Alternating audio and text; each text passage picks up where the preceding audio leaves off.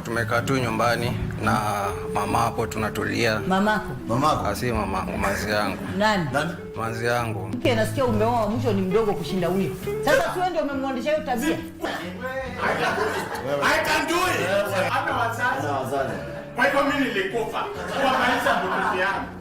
Are you single or married? None of your business. Sasa hiyo inahusika wapi na hiyo? Unaona hata huyu utapata hapo na mtoto kidogo. Wewe. Hiyo ndio shida. Wewe toka. Wewe heshimu koti. Wewe usimtafutie bibi. Heshimu koti. Wewe heshimu koti, heshimu koti. Ngendo alikukupali amepato. Wewe.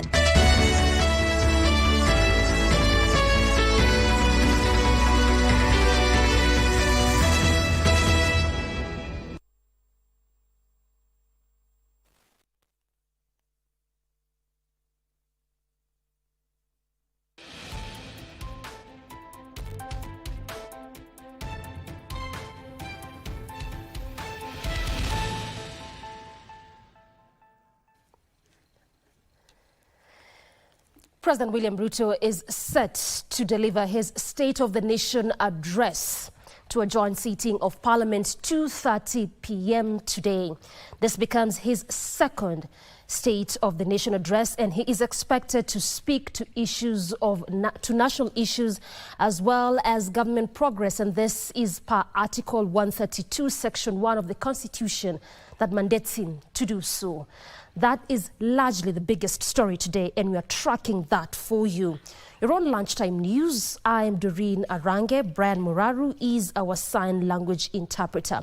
Now, before we head over to Parliament, let us prime you on the very latest on what is shaping the news this afternoon. But now again, before that, what you're seeing on your screen are just live pictures from Parliament buildings. Of course, key persons making their way there, the legislators. Remember that this is going to be a joint seating of Parliament. That simply means of both the National Assembly and the Senate. And this is actually a constitutional mandate in which the head of state is actually mandated by the Constitution that every year he must address a joint sitting of Parliament to just make deliveries on where the state is, or where the nation is 1 year later. And this is to speak to the government progress as well as national issues. Of course, talking about government progress is issues of economy, where we are as a country, matters of human rights and the likes. You have seen that since early morning, there has been heavy police presence around Parliament precincts, around the areas of Parliament, and this is in regard to that State of the Nation address that is expected to be delivered by the head of state at 2:30 p.m. Clearly seeing that every person just putting their ducks in a row in readiness for the next step, which is the delivery of that particular speech. But also, it's a very good point for me to inform you that this particular State of the Nation address comes at a time where we have seen quite a number of issues coming to the fore in the country as it pertains to health matters, education matters, the state of the economy,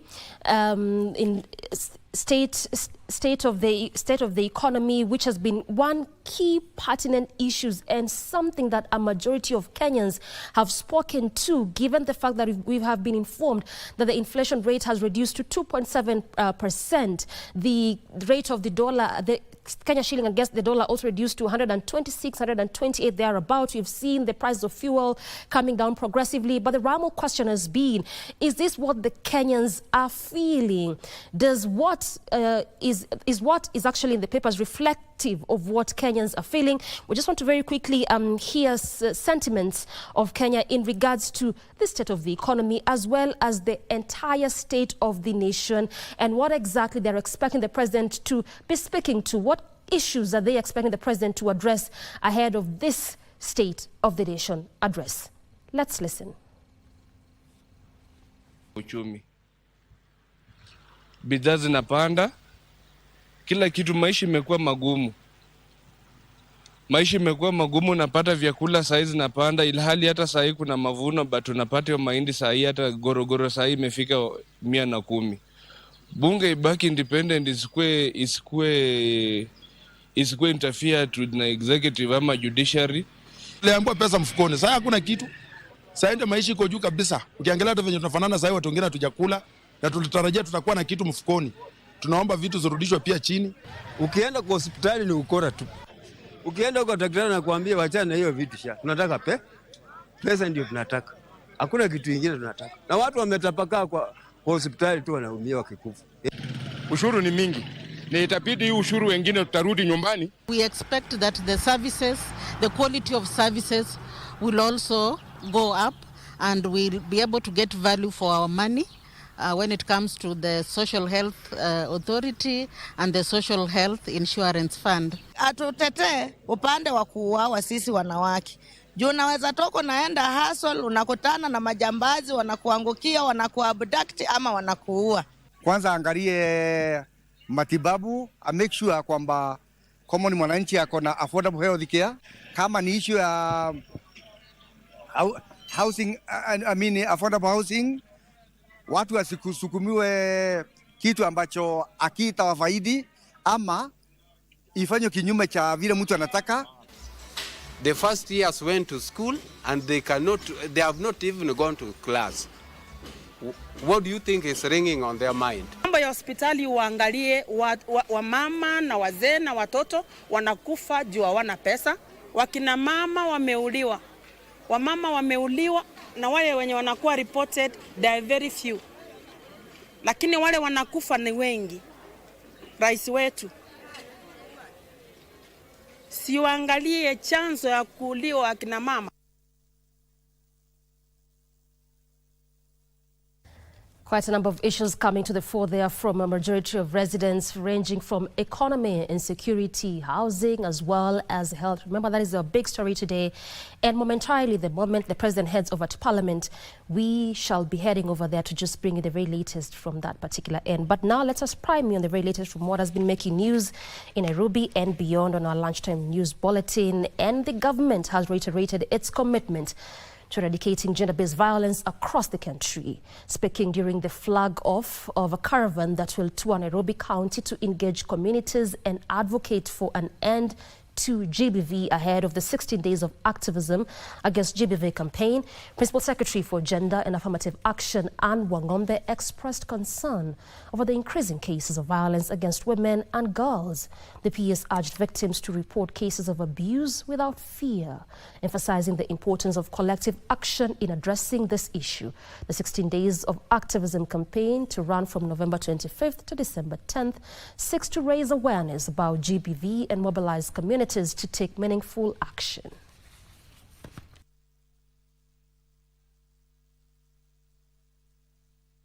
It is shocking to learn that every month a total of 4,000 cases go to hospitals. There are others who do not go to hospitals, meaning that we have lots of GBV cases.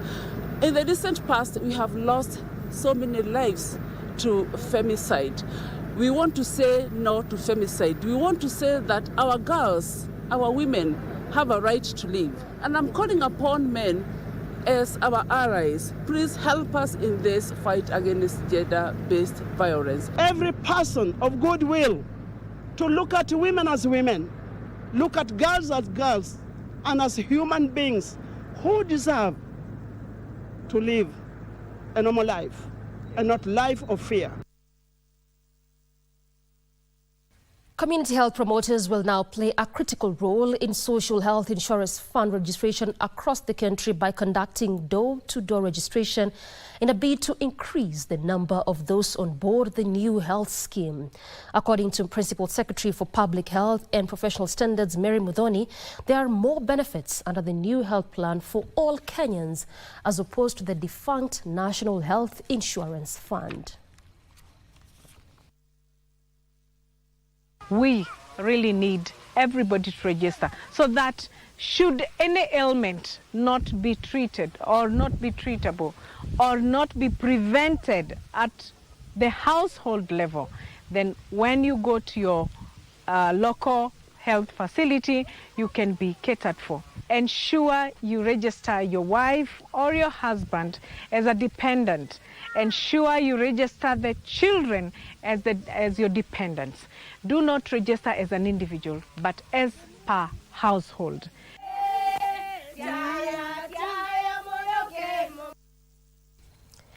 The county government of Embu is set to establish a level 2 dispensary at Embu level 5 hospital to ease congestion that has subjected patients to anguish when seeking outpatient services.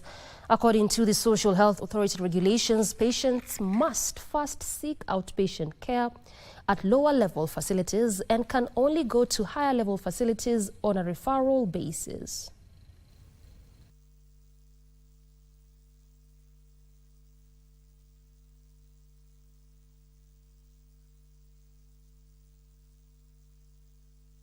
Tumeona ya kwamba kwa sababu tuko na uwanja na tuko na facility, sisi kama level 5 to register a level 2 hospital imefanywa assessment, tunangojea tupatiwe hiyo registration na itakuwa pale tunaita MCH. Level 5 hii yetu kuna ile magonjwa inashughulikia, na sana ile kandi ya SHA inashughulikia ile maneno ya inpatient, kwa sababu this is a referral hospital.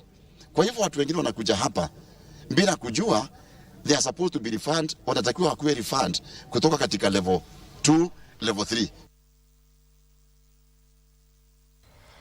Public and animal health professionals, in conjunction with environmental experts, have partnered with the Isiolo County government to unveil a 5-year strategic plan that will address the challenge of zoonotic diseases, which is widespread in the county, and a project dubbed One Health Approach. AMREF Health Africa's project officer, Robert Mateka, said the strategic plan will provide a clear roadmap in amalgamating resources to handle such diseases that spread between people and animals. The project, funded by the Swiss Agency for Development and Cooperation, Rockefeller Foundation, and the European Union, will be implemented by AMREF Health Africa, the county government of Isiolo, the International Livestock Research Institute, and Frontier Counties Development Council. To come together to bring about resources, the expertise, to be able to make sure that the communities within Isiolo County are more resilient, more so to the zoonotic diseases and other priority public health threats. Inafunzwa venye afya sasa ya environment, mali na binadamu, hiyo sasa inashikana. Kama tunaangalia tunawacha moja, shida inaingia. Kama tunatunza tatu yote, ndio tutakuwa na faida. The Kenya Medical Research Institute, KEMRI, hosted a Science Literacy Open Day in Kilifi County, engaging over 100 secondary school students to promote interest in science, technology, engineering, and mathematics subjects. Angela Mumo, head of KEMRI's School Engagement Program, expressed optimism that the initiative will demystify science and inspiring students to tackle real-world challenges. Students interacted with researchers, explored science success stories, and performed creative pieces inspired by African scientists.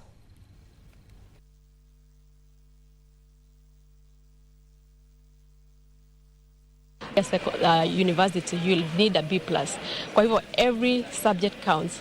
But for us, because we have the resources that can support this area of STEM, that is why we narrow down to science. We collaborate with our researchers. Mradi huu umetunufaisha sisi kama wanafunzi. Tumepata kupata himizo kuwa somo la sayansi si gumu, na kuwa sisi kama Afrika tunaweza bobea katika nyanja hizo, na kuwa si nyanja ya wazungu ama wale ambao wanajua sana, lakini sisi wote tunaweza kufaulu katika hilo somo la sayansi. Also remember, success doesn't fall on one lap. Kenya Navy officers have embarked on a reforestation initiative, planting more than 1,500 trees in an area that had been degraded by mining by the Base Titanium Company in Msambweni, Kwale County. The exercise is also in preparation for the 60th anniversary celebrations since the formation of the force. The Naval Training College Commander Colonel Benson Karimbo says the move seeks to mitigate the adverse effects of climate change that have been witnessed in several parts of the country. Miti ikiwa ni sehemu mojawapo ya kuzingatia hali nzuri ya mazingira, tunajua faida zake. The plan is to have certainly the groundwork of rehabilitation. That's the land reshaped and reformed, the topsoil returned. Elsewhere, the government, in collaboration with other stakeholders, is working to finalize the development of regulations to operationalize the Children's Act 2022. Speaking in Murang'a, the Directorate of Children's Services Director George Migosi stated that the development of the rules and procedures necessary for guiding the court in implementing the act have been finalized. He said the regulations are awaiting public participation slated to be conducted in less than 6 months.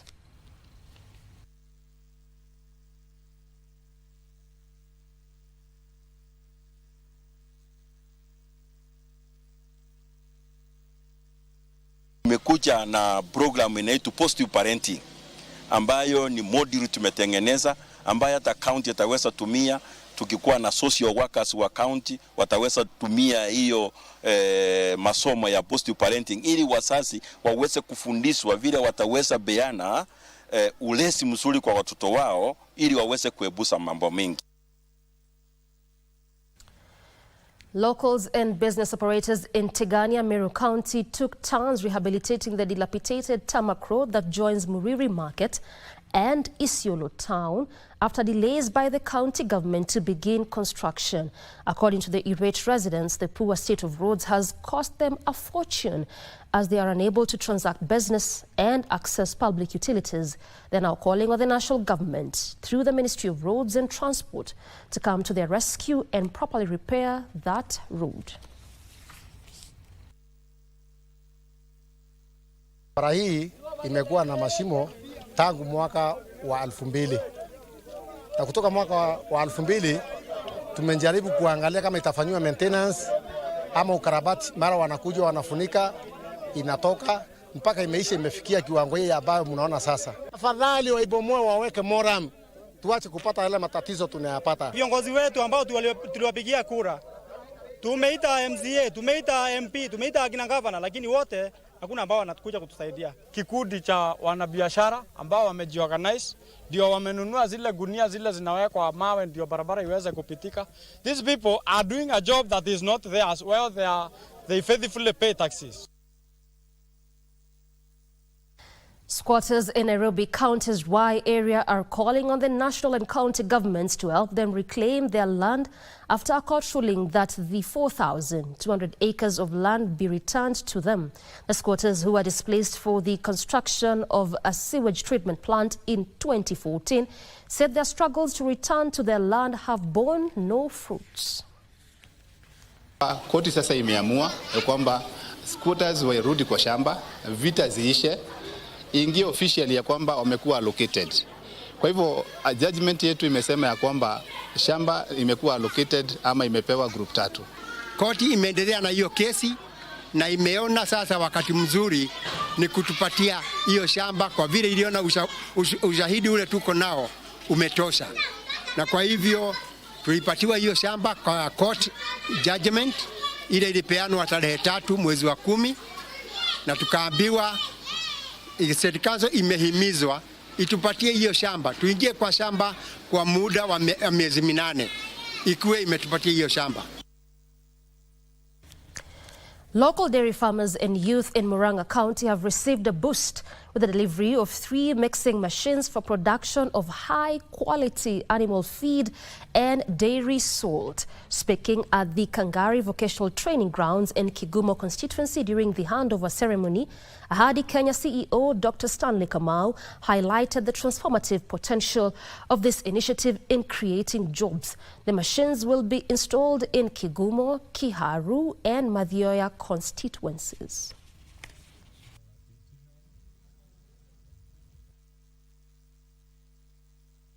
All these machines from here Kiharu, Mathioya, they will be working day and night to make sure that no person in Murang'a County buys the daily salt from any other source apart from the Murang'a initiative itself. In Kilifi County, the county government there has confirmed receipt of its revenue share from the National Treasury that will be used to pay salaries, allowances and pending bills. This comes in the wake of a cabinet reshuffle in the devolved unit by Governor Gideon Mungaro in the Finance, Economic Planning and Tourism dockets after suppliers and service providers complained of delays in approval of payment. The county boss, however, says the county only received the September and October disbursements and that priority will be on pending bills and casual employees' salaries.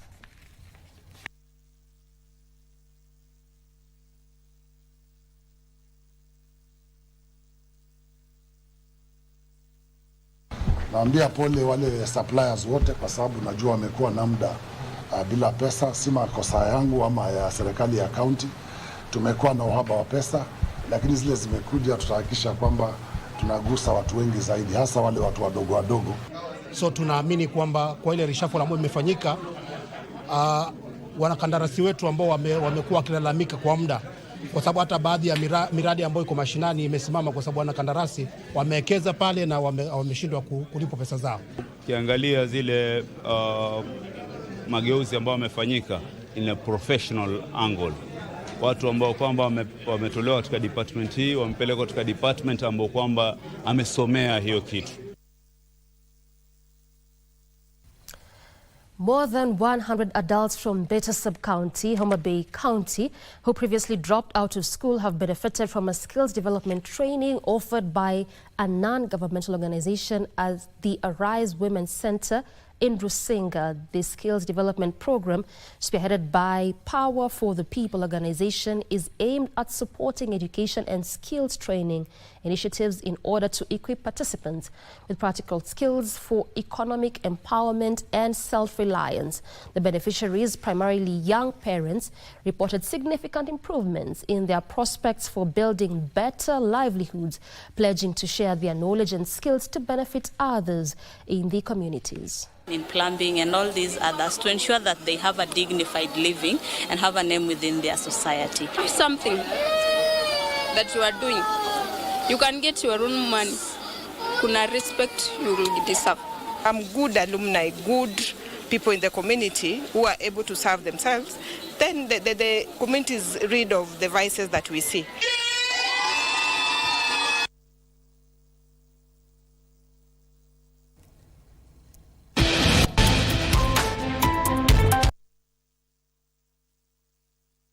More including business and sports.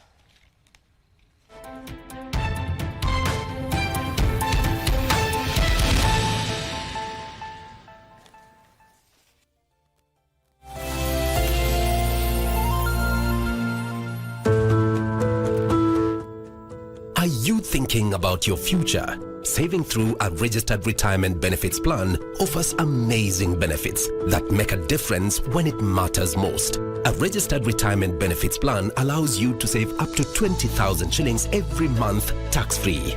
An investment income from a pension scheme is tax-exempt, meaning your money grows even faster, especially when you add the compound interest. Your retirement benefits provide a basic, reasonable income after your working life, preventing old age poverty and offering contingency funds in cases of ill health, death, or other disruptions. It acts as a safety net upon loss of employment, like during the COVID-19 pandemic, and offers financial protection to your dependents. Plus, it can cover post-retirement medical costs, one of the biggest expenses for retirees. Secure your future and enjoy your retirement to the fullest with a registered pension plan. Plan today for a brighter tomorrow. For more information, visit our website www.rba.go.ke, call our toll-free line 0800-720-300 or email info@rba.go.ke. Secure your future. Secure your peace of mind. RBA, safeguarding your retirement benefits. wazazi wangu wanataka kunioza cha lazima. Wewe unasemaje?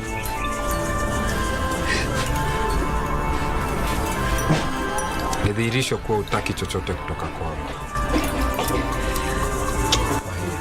Rama!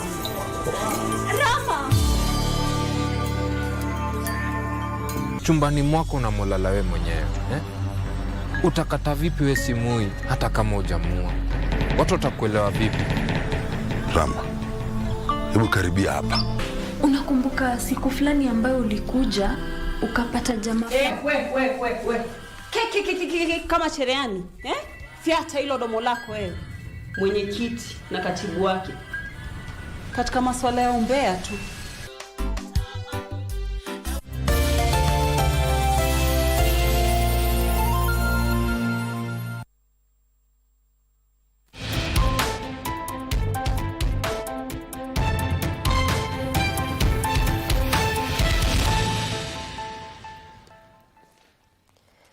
Welcome back. You're still on Lunchtime News. And now, Northern Corridor Transit and Transport Coordination Authority Executive Director John Deng has affirmed that different agencies are working to improve their trade facilitation roles by digitizing their processes, which has reduced the turnaround time of trucks and vessels in the country. Speaking during a media tour, which was attended by several Mombasa Port and Northern Corridor Community Charter stakeholders, Kentrade Chief Executive Officer David Ngarama said about 94% of document processing procedures are automated, making the movement of goods easy while cutting demurrage cost. He further confirmed over 40 government agencies work on the import and export of goods in the country.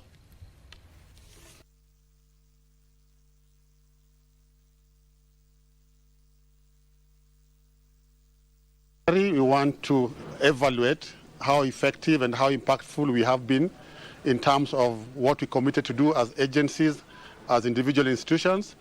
And as we have noted before, there's been enormous impact that the port charter has had on the industry. We are collecting 1.3 billion Kenya shillings every quarter for these government agencies. And before the onset of the port charter, we were doing less than 100 million. So come from very far. We project in the next 6 years that throughput through the Port of Mombasa is going to reach 50 million metric tons. This is going to be due to economic growth in the region.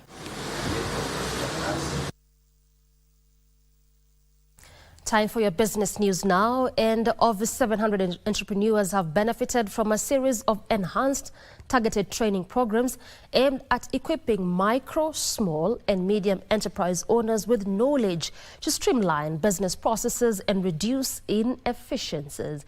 The training programs conducted by the Kenya Institute of Business Training and the Japan International Cooperation Agency aims to prepare MSMEs to compete in global markets by improving quality and operational standards.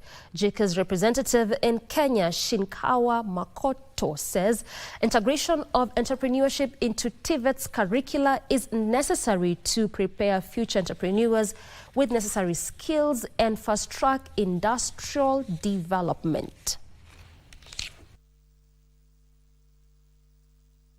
It's spelled out in the project in terms of the training areas where we are talking about quality and productivity improvement, marketing and sales, and financial management. Those areas we are trying to disseminate knowledge. We are providing the support how to reach the financial scheme, and also we are giving them a kind of the knowledge how to improve the financial management. If you compare this with enterprises that have not benefited from this program, you would find the reverse is taking place.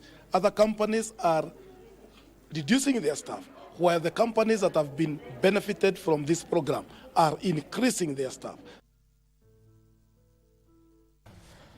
Youth in border sector in Homa Bay County are set to benefit from a 40 million shillings grant by the county government aimed at fostering growth and sustainability in that sector. This marks the second phase of funding targeting the border industry, which plays a crucial role in the country's economy. The program encourages over 50,000 border operators in the region to join SACCOs, enabling them to access grants collectively and enhance their financial stability.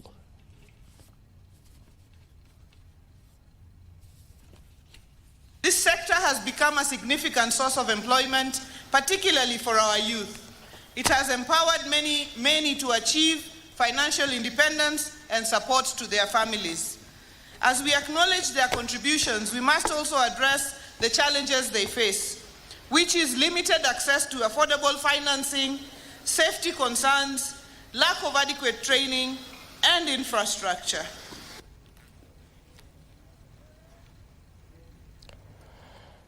The government is in the process of engaging investors from the US to invest in the production of smartphones in Kenya and accelerate the digital inclusion agenda for micro, small and medium entrepreneurs. Information Communication Technology and Digital Economy Principal Secretary, Engineer John Tanui, says Kenya currently has locally produced 2.6 million smartphones over the last 2 years against a local demand of 15 million smartphones a year. Kenya is eyeing investors from the United States to invest in the large-scale production of smartphones. It is approximated that the country at the moment has 66 million smartphones, with the demand continuing to grow. To accelerate the digital inclusion agenda for MSMEs, Kenya requires 15 million smartphones a year. To further promote local assembly of smartphones and other electronic and electrical devices, the government is developing a regulatory framework, which we are calling the tax procedure and assembled electronic components regulations, which are at an advanced stage of making to support and boost manufacturing and assembly of these products. Engineer Tanui, who was speaking during the Smartphone for Africa Summit in Nairobi, says the government is pushing for the enhancement of locally sourced products to catalyze the large-scale manufacturing of smartphones. Speakers during the ongoing summit emphasized on the need to leverage the Africa Continental Free Trade Area to maximize their potential in boosting regional trade as it pushes for reduction of imports from other nations outside the African continent. Frederick Omoki for Lunchtime News. Now, car maker Ford has announced it will cut 800 jobs in the UK over the next 3 years. The move is part of a major restructuring program, which will see 4,000 posts closed across Europe as a whole. This and more in our International Business News Roundup. The company said it had to act because of difficult trading conditions, including intense competition and weak demand for electric vehicles. However, the cuts will not affect its manufacturing sites in Dagenham and Hollywood or its logistics based in Southampton. Ford said it hoped to make the majority of job cuts through voluntary redundancy. This is the second round of cuts to hit Ford's operation in Britain in less than 2 years. Meanwhile, wheat growers in several exporting countries are reluctant to sell their crops with prices near 4-year lows, leaving flour makers with dwindling supplies and vulnerable to any potential upswing in prices.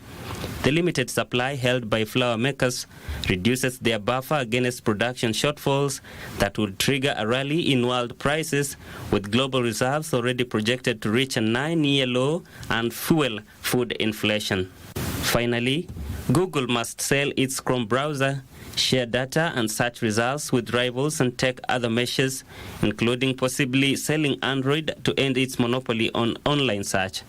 The measures presented by the Department of Justice are part of a landmark case in Washington which has the potential to reshape how users find information. They would be in a place to up to a decade and forced via court-appointed committee to remedy what the judge overseeing the case deemed as an illegal monopoly in search and related advertising in the U.S., where Google processes 90% of searches. Winslow Spamba for Lunchtime News. Now, very quickly, we turn the crack to Safari Park Hotel, where the launch of National Information Platform for Food Security and Nutrition Function is underway. Currently speaking is the Principal Secretary for Economic Planning, that is Timothy Gakuo. Watch. That was supposed to curtail what you call now the continued subdivision of rand in total economic units. I can tell you, those of us who come from Rima, every day we live with that anxiety and fear because you don't know about tomorrow. We are strong only to fight as brother and sister because you know the constitutions now allows sisters to have a right. And maybe the only thing you have is 2 acre land and around 10 of you. And then in each one of you have families, how they will ever subdivide those 2 acres of land. There is growing fear, so we need to arise and confront that reality that as a Kenyans we need to confront and do something about it. The Kenya Vision 2030, which I was privileged actually to have been present when the day president was launching at KICC, saw this and a very clear plan for this. The current housing development that basically the government is basically doing was supposed to be structured along those lines so that we release land for what you call growth and development, so that people to have food and nutrition security on ourselves. Ladies and gentlemen, this is not a speech I was tasked to give. I was just making comments, basically reflecting in terms of why we are here. For me, every time I rise to the podium, I also tell myself, it's personal. It's not really about numbers. Because the moment we are done with this meeting, the moment the day comes to an end, we'll go back to where we came from. There are those people that we left in the house in the morning. There are those people obviously as we drove to work, we came to Safari Park. There are people who were hopeless. They did not even know as you passed by, as you drove by, whether you presented hope for them. I'm always conscious of that responsibility. Why? It is because in my tour of duty, I've worked under very humble circumstances. I've traveled wide, I've been to Marsabit, where obviously at the end of the day, you have no bed to sleep on. And then when we get to this level of ourselves, you are conscious that people still are living those kind of circumstances. For them, it's about, it has to be food at the end of the day. Maybe for you, the needs are totally different. So for me, every time I have this opportunity as chairman, I make it personal. We talk about change in terms of life, change.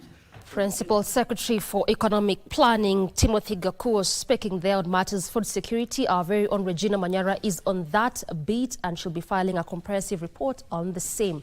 And now a forensic audit conducted by PricewaterhouseCoopers PwC has revealed massive financial impropriety at the Kenya Union of Savings and Credit Cooperatives, with losses exceeding 12 billion shillings. Speaking when he received the audit report, Cooperatives Cabinet Secretary Wycliffe Oparanya says the findings point to widespread mismanagement, illegal withdrawals, and misappropriation of funds orchestrated by senior board officials who were dismissed earlier in May 2024, adding that the report will be presented to investigative authorities in a bid to recover the lost amount. And that we have a deficit of about 12 billion Kenya shillings.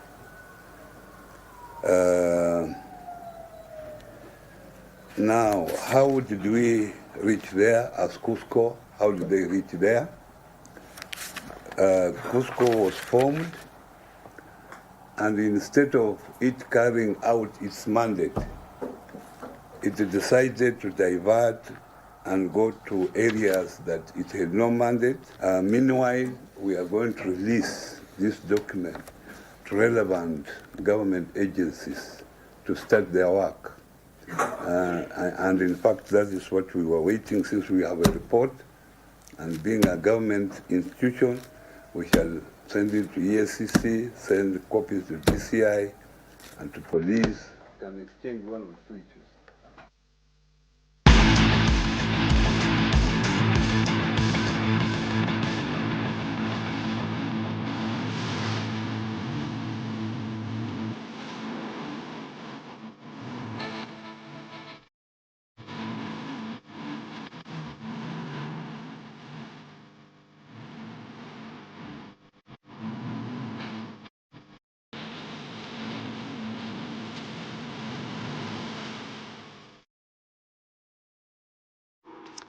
Time for some sporting action now, and the Kenya Volleyball Federation officials hopes for favorable weather tomorrow as the second leg of the national women's leg spikes off at the Nyayo National Stadium after heavy rains in Nairobi played havoc on the Division 2 league matches last weekend.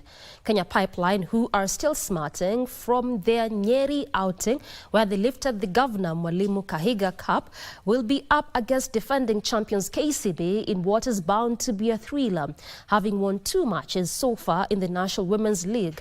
Kenya Prisons, who have won only 1 match since the leg spiked off, will face Post Bank in an afternoon match after DCI and Vihiga County Ladies early morning match.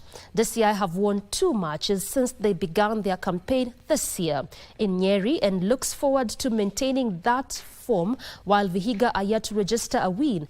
The other matches tomorrow will see Kenya Army against Lee Palikes, while Young Spikers of Nyandarua, who lost all their opening matches, will face Maranatha, who faces the same predicament.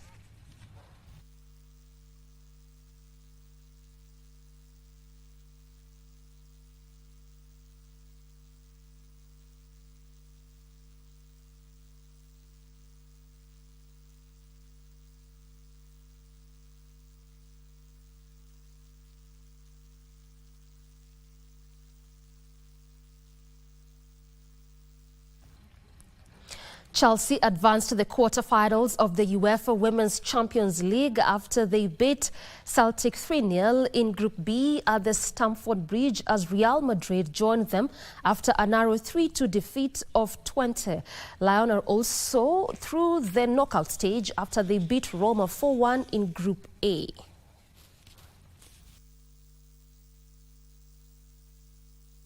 Stage is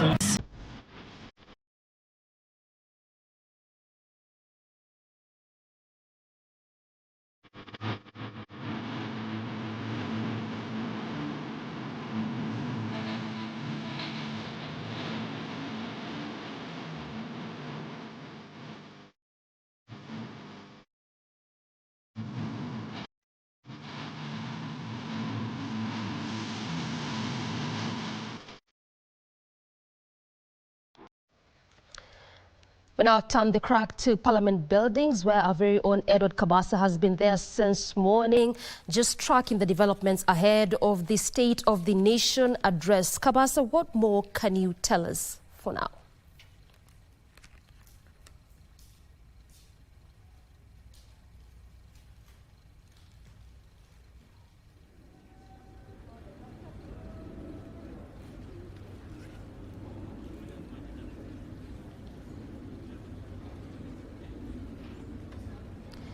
Edward Kabasa, if you can hear me, you've been at the Parliament. Thank you very much, Doreen Range.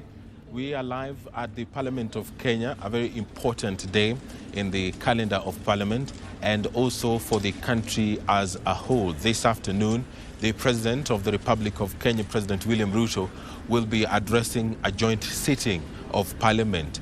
He is expected to update the country on the status of the economy and in keeping with the values as provided by the Constitution of Kenya. This is the 3rd time that President William Ruto will be addressing a joint sitting of Parliament.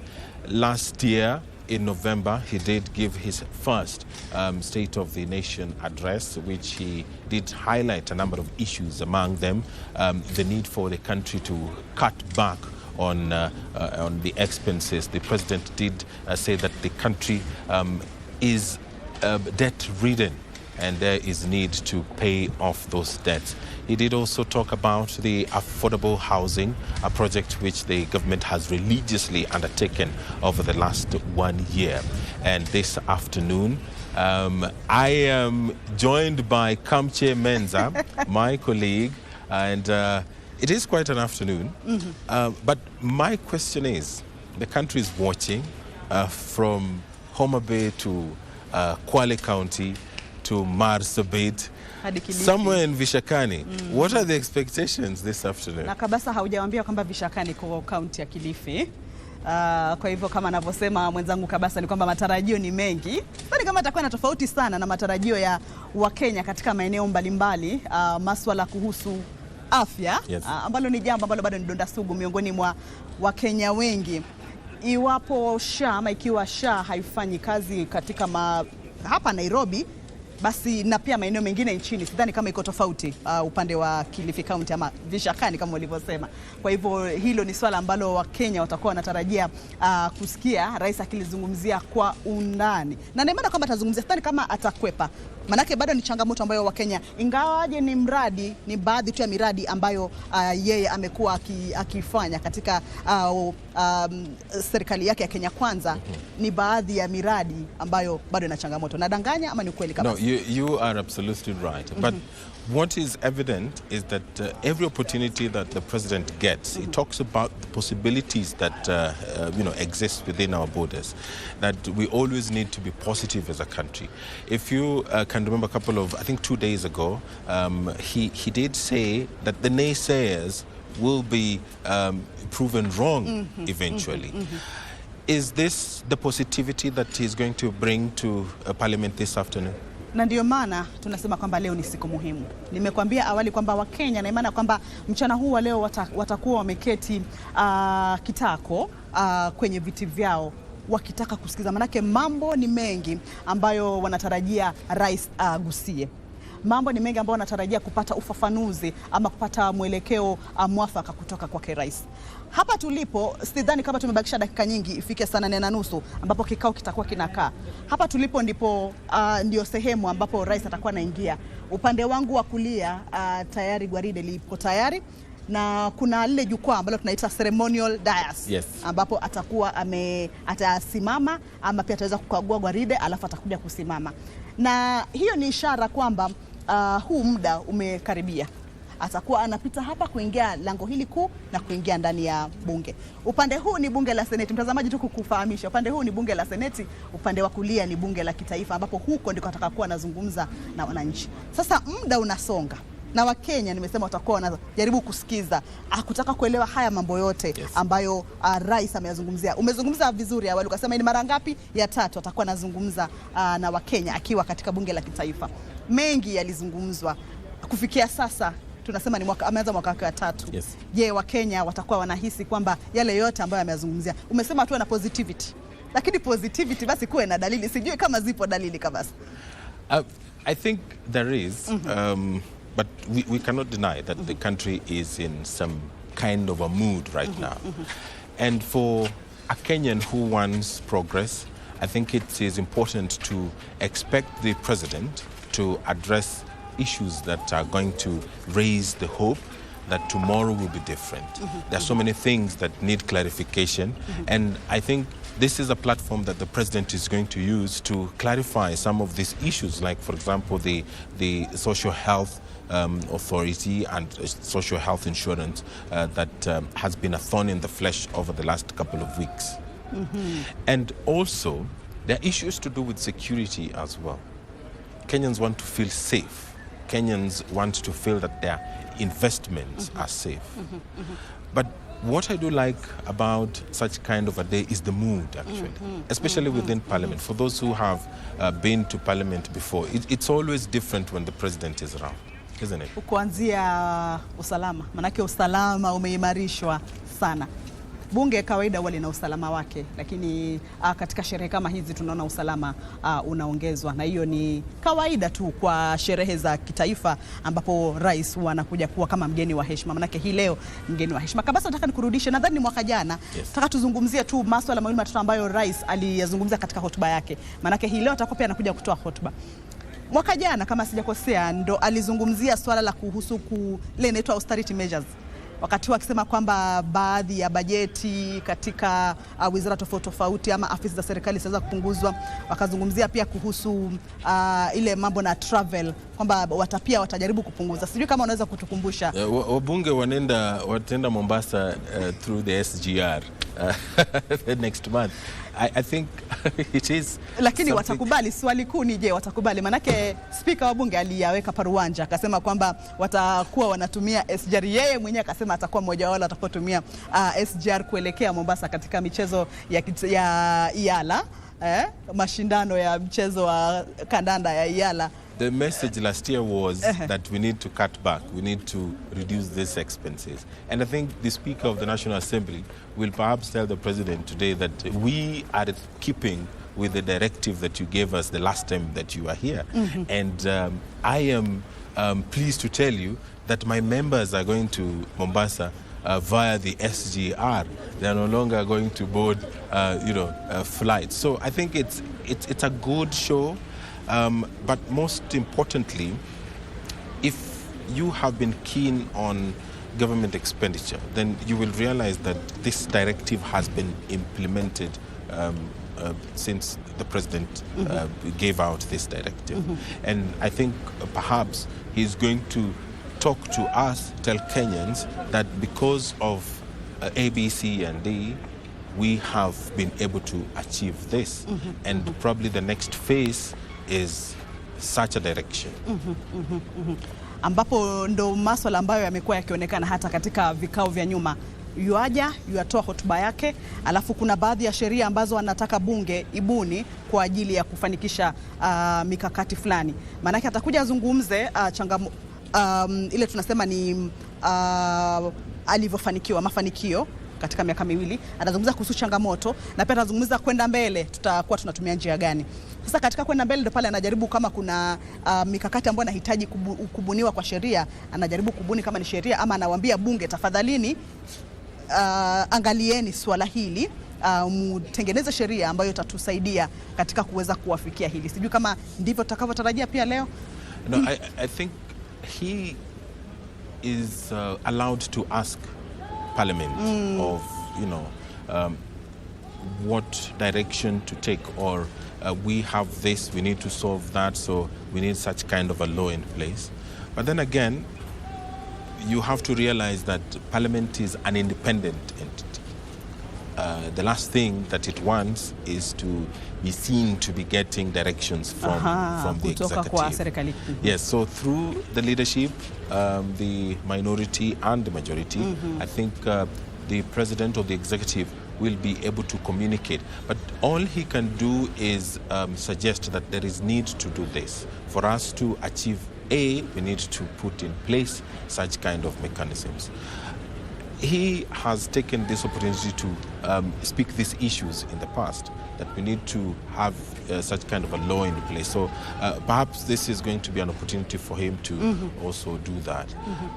But what personally I am waiting on the president to address Kenyans on is the direction that the country is going to take as far as, the social health insurance is concerned, because it is a message that the government has tried to speak, and the cabinet secretary was on KBC last night, the cabinet secretary for health, and she tried to explain to Kenyans the whole dynamics of the social health insurance and also the social health authority. So it is a very big platform for the government today to continue speaking this message and making sure that Kenyans are able to understand.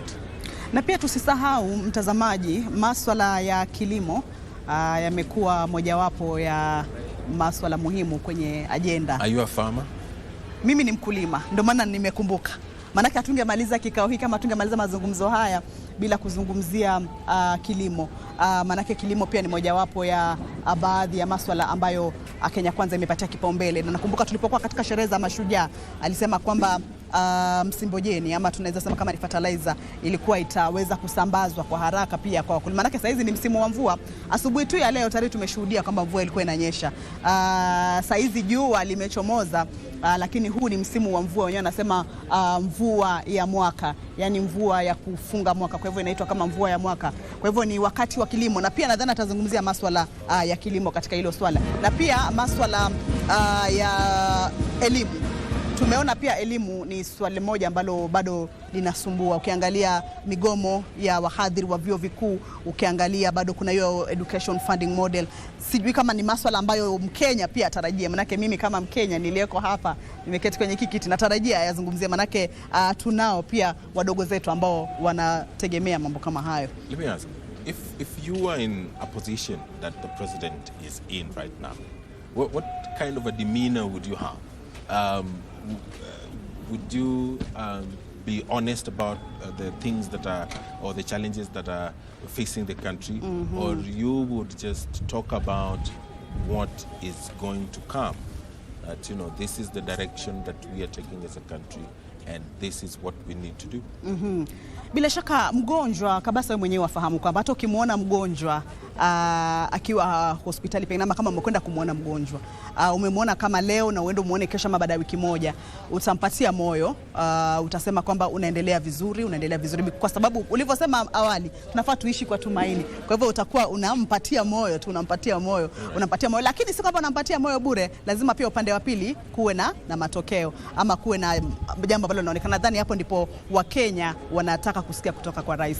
And we can't deny that Parliament has been in a mood, actually. For the first time, the two-thirds or the 233, the number was raised during the impeachment process. How important is it for the president to know that for a country it is possible to have members agree on something? A majority of them for that party. Inawezekana na si tuliona matukio tunayo tayari. Na mtazamaji, kama unavyosikia ni matayarisho yanaendelea kamilika kwenye gwaride. That is Kitui Central. Tunaye mheshimiwa wa Kitui Central, Makali Mulu. Wacha aweze kuungana nasi hapa. Mheshimiwa, karibu sana. Salama sana. Habari ya mchana? Mchana kuko sawa. This is for you. You know, this is for you. Hiyo utashikilia uzungumze na Wakenya nayo hiyo. It is an important day for the country. What is your expectation this afternoon? Yeah, as you say, it's an important day for the country. This is a constitutional requirement that the president must address the nation once in a year in Parliament, and what is expected of him is to be able to present the state of the nation and also make some comments relating to security issues. So I would be expecting him that he will be able to say a number of things relating to the state of the economy. And for me, since I sit on the other side of the Parliament, I'm in the minority side, I'm on the majority side, I would want to say things which I think are not working well in this country, which require to be worked on. The first item is the item of health of Kenyans. You know, when this government came to power, they did promise Kenyans there will be universal health for every Kenyan. And that's what prompted the movement from NHIF to SHIP. That movement has been done. But despite the movement having been taken place, I don't think Kenyans are getting what they expected. There are so many Kenyans who are frustrated with the process. And I think where they've gotten it wrong is the transition. I think in terms of transiting from NHIF to SHIP, there's been challenges. And the government does not want to accept that there are challenges. And that's why you see when Kenyans go to the hospital, some of them are not able to get treatment because they're either not registered in SHIP and NHIF is not working. How I wish we manage the transition well. What do I mean? If you take the example of the education sector, we have moved from 844 to CBC. All right. So we've done that over time. We've allowed 844 to exit in a natural manner, and CBC has come on board. We would have done that. Allow Kenyans who have NHIF card to continue getting treatment. Allow those who have SHIP to continue getting treatment. But have a process in place whereby those who have NHIF are being encouraged to shift from NHIF to SHIP. So that within 1 year or 1.5, every Kenyan will be in SHIP and nobody will not be able to get treatment. The other item which I think he needs to comment on is the education sector. This sector is collapsing in terms of, if you look at our universities, the lecturers are on strike. The funding model. Just hold that thought. We are taking a very short break, but this is the coverage of the President's State of the Nation address. He's going to be addressing a joint sitting of Parliament this afternoon. We're taking a very short break. Don't go anywhere. We'll be right back.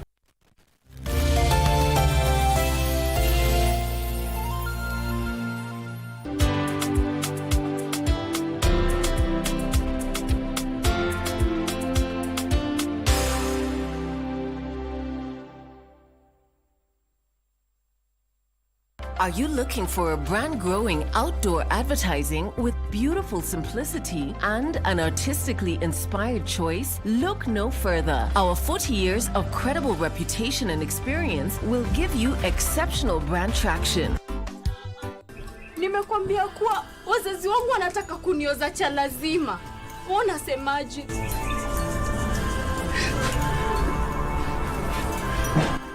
Ni dhihirisho kuwa hutaki chochote kutoka kwao. Rama!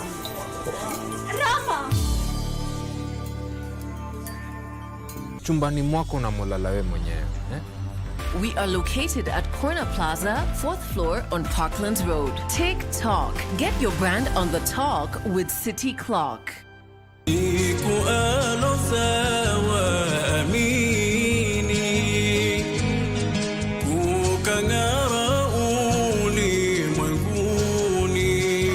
Moja katika jinsi ya kuweza kujibiwa dua za Allah Subhanahu wa Ta'ala ni kwa kufanya rakaa 2 na kusoma dua. Ukiwa na haja yote, jambo lolote unalitaka katika mambo yako ya kidini na dunia na akhera, nenda shika udhu, swala ya suna au rakaa 2 au swala ya faradhi, unakuwa karibu ukiwa na Allah.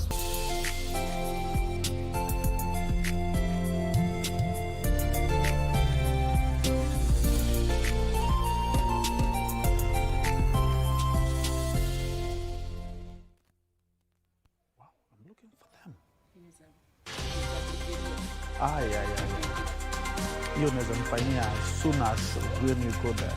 Yeah, so maybe you can talk to him and then you can, yes.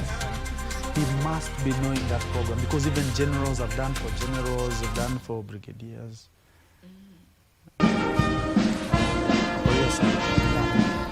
Every Tuesday is doing very well actually. In terms of news features, is the most watched. Yes.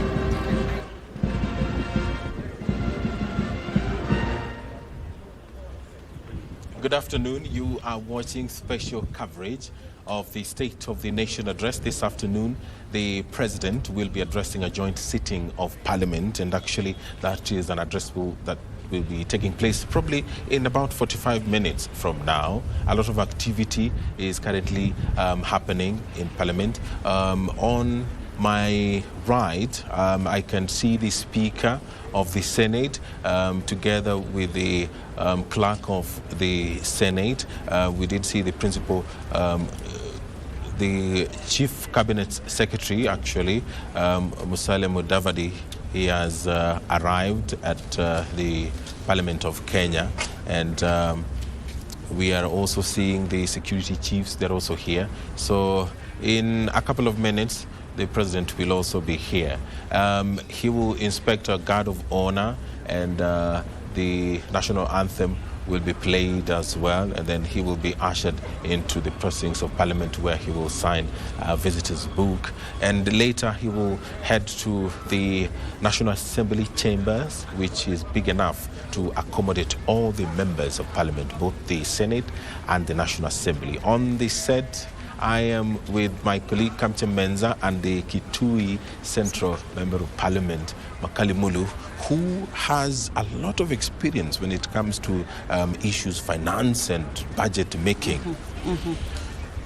Are we going to hear talks about the economy this afternoon? I don't think there's a way the President can avoid to talk about the economy. If you recall, the campaign, during the campaigns, the economy was one of the key issues or the typical issues. And basically, it's the economy which drives social life, which drives political life. So if he doesn't comment about the economy, he will be failing as a president of this country. So I expect him to talk about the economy. And when you look at what is happening, generally Kenyans are going through a very hard time. And I would want to hear the president talk about how he's going to cushion the low-income Kenyans to push them to the next level. You have had an outcry from the salaried Kenyans. Kenyans who are earning salaries, they are crying all over the place. You'll be surprised, some of them are saying they wish the government could take the what remains in their pay slips and give them the tax. because the tax looks to be better than what remains in their in their pay slips. So I'm sure we'll be talking about the economy, but generally, as an economist, because that's one of my areas of specialization. The economy is doing very well on paper, but on the ground, things are different, and the Kenyans are suffering. So I would be encouraging the president not to listen to what the people from the Treasury and the Kenya Bureau of Statistics are saying. Let him listen to the voice from the ground. Because it's the ground which tells him what is happening. These statistics might be lying, and from where I sit, they are normally not giving the right picture. So we'll be looking forward to hear what he says about the economy. But generally, he has a lot to do on the economy as the head of the state. So we are going to switch our broadcast to the main event. We are winding up this part. Of course, the president is almost here. This is a live broadcast that is coming to you from the Parliament of Kenya.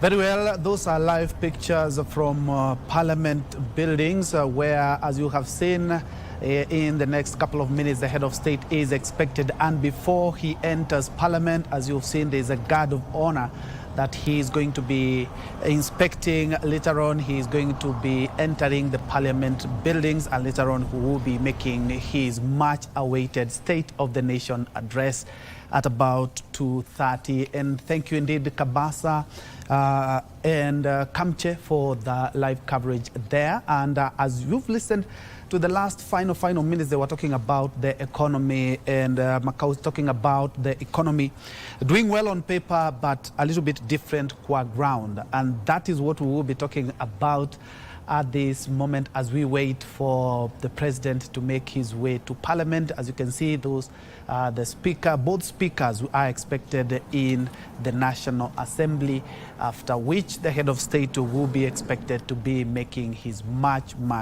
awaited speech. So kindly, as soon as the head of state is at Parliament building, we'll be crossing over to the Bunge team and have that speech.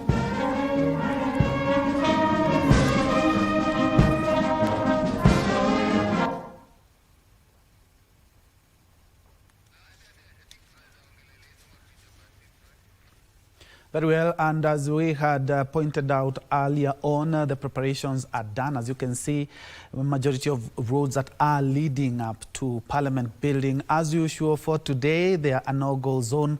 The security has been beefed up and all the last preparations are being done. The Army Band or the KDF band, they are entertaining, and later on the head of state is expected to be having a guard of honor before actually he enters Parliament building. Remember, this is an all-time tradition that has the president will be inspecting the guard of honor mounted by the Kenya Defence Forces,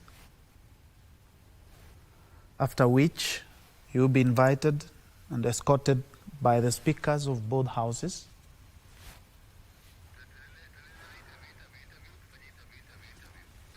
And later on make his speech. All right, and as I mentioned earlier on, we'll be looking at a few things on the economy. And joining me on set is Madam Daisy Odhiambo, who is a business development manager at a Certified Freight Supply Chain and Solutions. And maybe picking up from what Mheshimiwa had talked about there, the economy is doing well on paper, but things are different kwa ground. And as Kenyans, we have seen statistics that the inflation is coming down, but Kenyans are not feeling it. Maybe you can speak about an overview of the economy. That's true indeed. And the same way we are saying inflation has come down, we also never quite know when inflation is coming up. So the net effect that inflation has come down is going to be felt after much later, and it's going to be after a consistent trend of coming down of inflation. That is only when we are going to say, indeed, life has become easier. But if we can even go back to even before the previous governments and way before even when we were children, there was no point when we said, we had our parents saying life has been easy. Yeah. So there's never been a point where anyone is saying life has been easy. This time life is easy. So I think it's a constant state of being that there's going to be that feeling of life is hard.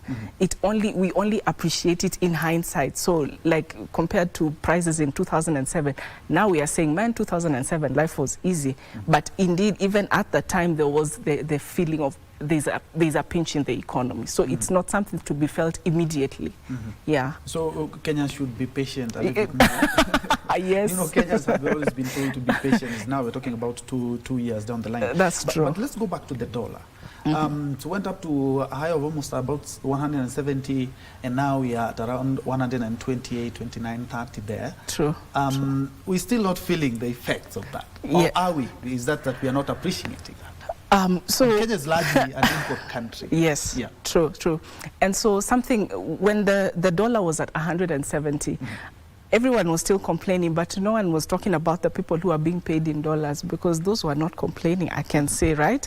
So indeed, the dollar has gone down, but the dollar is being pushed by its own internal forces. There's a reason why the dollar is going down. There's a reason why the dollar has the value. So what about the Kenya shilling? For us to feel the net effect of the dollar and it going down, it means the value of the Kenya shilling needs to be backed by something else. So is the Kenya shilling being backed by manufacturing? No, because manufacturing is down.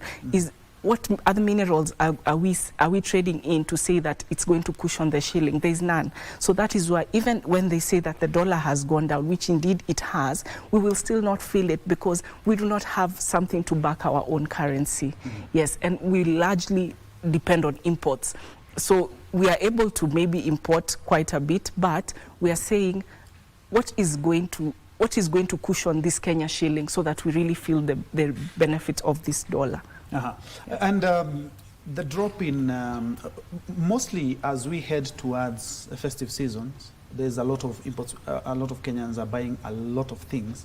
But after that in January, I remember January, mambo magumu, everything comes down. True. That ripple effect.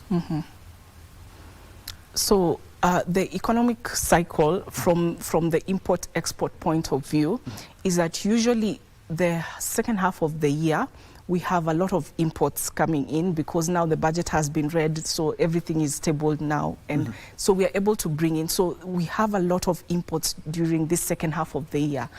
However, in this particular case, this particular season, we've had a bit of a challenge because the taxes are limiting the level of imports. And so we say, even if we will be patient, yes, but by the time we are able to access these imports, it's going to be, say, in January. And around January, we might not, because we largely import from China, we might not be able to access these imports because of the Chinese New Year calendar. So are we able to plan in advance? We might not be able to plan in advance because, again, it becomes a challenge to do demand forecasting because we really don't know whether this December, are people really going to buy the way they are supposed to buy during the festive season. So we have that challenge.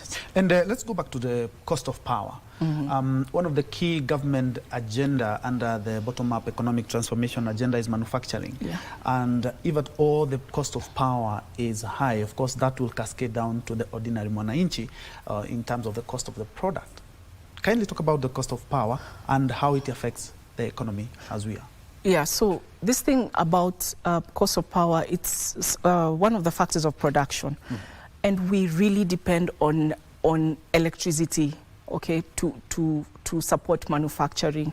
So the cost of electricity continues to go high. What that means, and even the dependence on electricity is a challenge because some days, I mean, there's no electricity. So what happens to factories on that day? They've shut down. So the high cost of power is pushed now forward to the end user, because if this factory had a downtime for a few days, they really have to recover their money. So the final product is going to be a little bit higher than what they are expected to have. But are we able to cushion this and use solar instead? Yeah. And my final question, but before that, I can see that the head of state has made his way to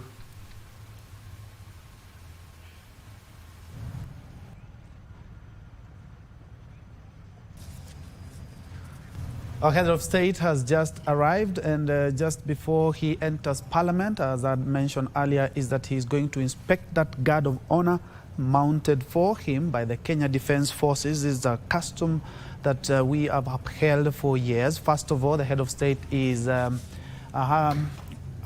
a chat with the military head of military departments, that is the Kenya Navy, Kenya Air Force, and also the Kenya Army, and also senior security officers. As I can see, the Inspector General of Police and his assistant, and also Nairobi County Governor as well, including the Nairobi Police Commander. Those are the two speakers of both houses who are waiting for the president. Remember, it's a joint sitting today. It will be taken around Parliament by the speakers of both houses before he has a chance to have a sit down and address the nation. The national anthem.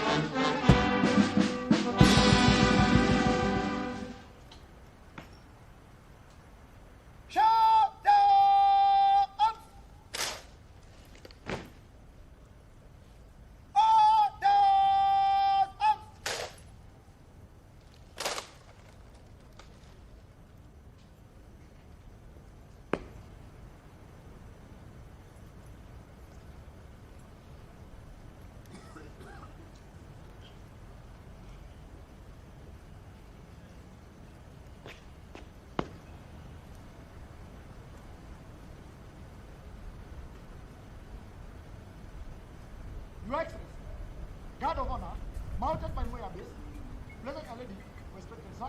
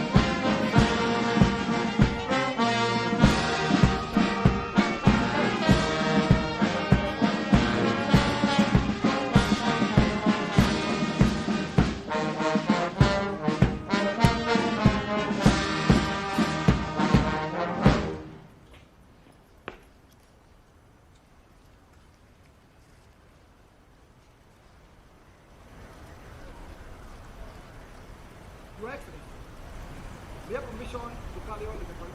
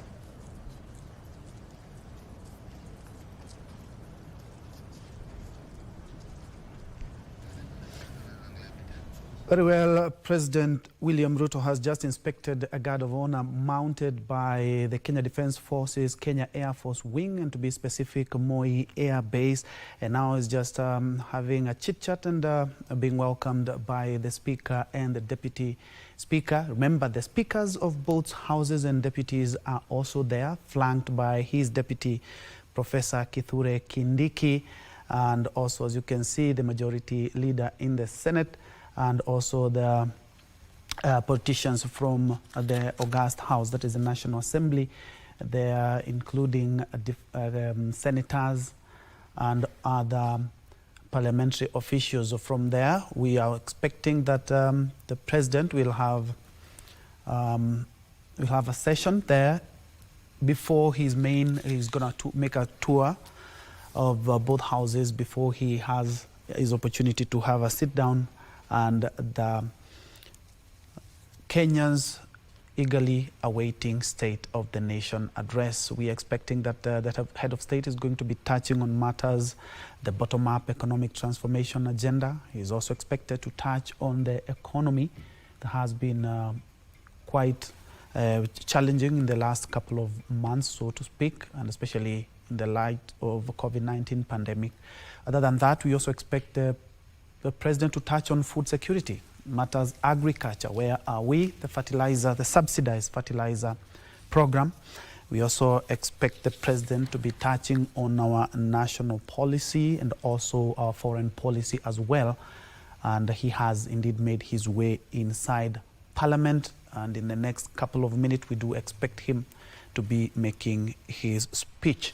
Among other also things that we expect that the president to be touching on is the social health insurance. We also expect that the president will be touching on matters education. There's also having a challenge in terms of strike by the university dons and also the controversial university funding model, and also talking about the grade 9 and challenges that are facing our KBC. We also expect the president to be touching on matters security, and especially you do remember we had a big challenge in the North Rift.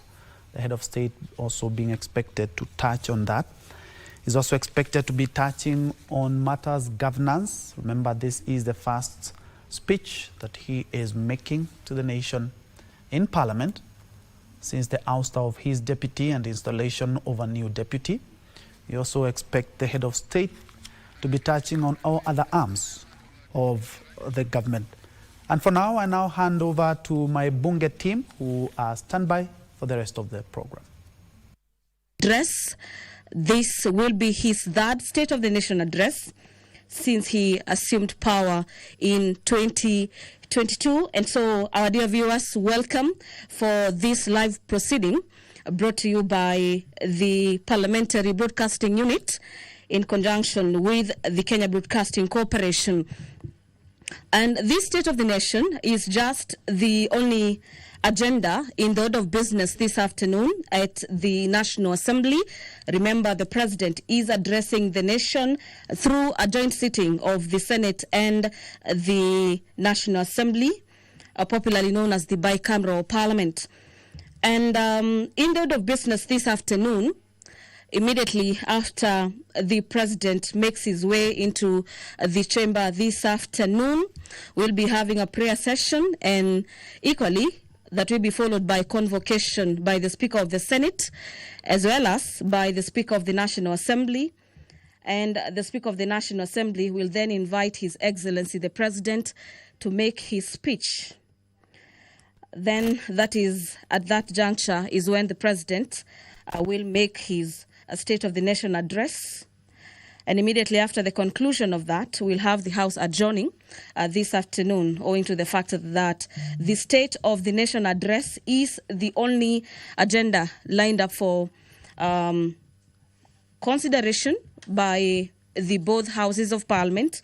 And remember, this State of the Nation address will not be debated today, but has been allocated 4 days, beginning Monday next week, for debate by both houses of Parliament.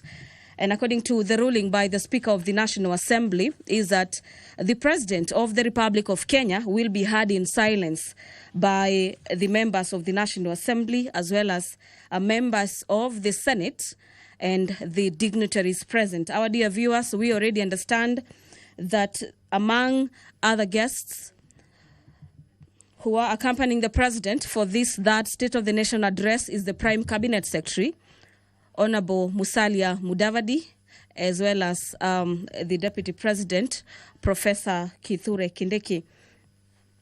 So to just take you through some of the expectations during today's State of the Nation address, the President of the Republic of Kenya is required by the Constitution to address the nation through the State of the Nation address. This is the third one since the president assumed power in 2022. And the president this afternoon is expected to outline the successes in his government for the last 2 years that the Kenya Kwanza administration has been in power. We equally expect the probable challenges that have faced the government and the measures that the government will be taking to address some of the areas. We also expect this afternoon, through the president's speech, that the president tells the nation some of the targets and new measures are put in place to ensure that the Kenyan government is ensuring that the country is being progressive. Remember, the government's key agenda is the bottom-up economic transformation agenda, basically on matters housing, health, digital superhighway, and matters economy, so to speak.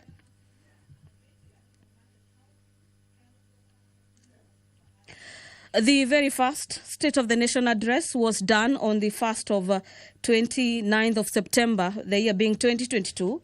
The second one was on the 2nd of the 9th of November, the year being 2023. And today being the third State of the Nation address is happening on the 21st of November, 2024. This is, so to speak, say a month after the swearing in of the Deputy President, Professor Kithure Kindiki. And if you're just asking yourself, what is this State of the Nation address? The State of the Nation address is basically a communication from the President to the nation through Parliament, in which the President of the Republic, here being President William Ruto, outlining the Kenyan current situation. And equally, the president will be providing policy proposals for the coming legislative year. So we expect that during this State of the Nation address that is set to take place not after 3 p.m. today. Among key areas that we expect the president's speech to dwell on are health, education, security, as well as the status of the economy and matters to do with probable tax policies.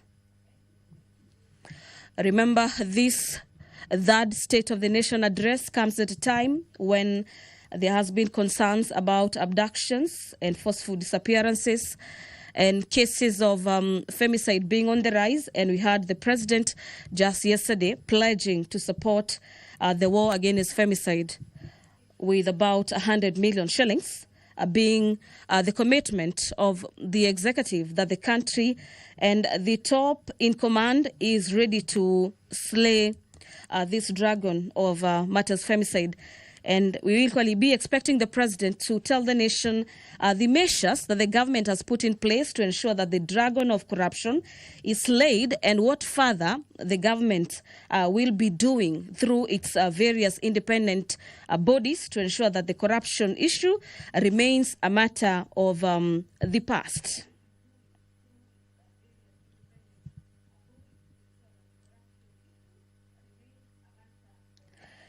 Well, during his last State of the Nation address, the president spoke on a number of issues. They included the steps that will be taken to improve as well as boost matters economy, create jobs. Remember, the country is facing the aspect of unemployment, especially among the youth, and the government having come into power with one of their key campaign agendas being addressing the area of unemployment in the country. We'll be expecting a report from the president in regards to how the country is doing on that area, as well as the steps being taken to further cushion the youth from a further unemployment crisis. We also be expecting the president to speak on matters health reforms. Remember, we are just shy away from the implementation of the SHA or Shah or Chief, if you may like, on matters to do with the transforming the health sector, and we'll be expecting the president to address the nation in regards to how his government is looking into transforming the health sector and ensuring that every other Kenyan is accessing their health rights as enshrined in the Constitution, as well as matters agriculture in the areas of farming, as well as manufacturing. So this afternoon, all eyes, the whole nation is currently watching Parliament of Kenya this afternoon to hear from the president, who is mandated through the Constitution to address the nation every year. This is pursuant to Article 132, subsection 1 of the Constitution, that provides for the president to address a sitting of Parliament once every year. And our dear viewers, Article 132, subsection 1B and C further dictates that every year the president is expected to report in an address to the nation on the measures taken to achieve the realization of the national values of the Republic,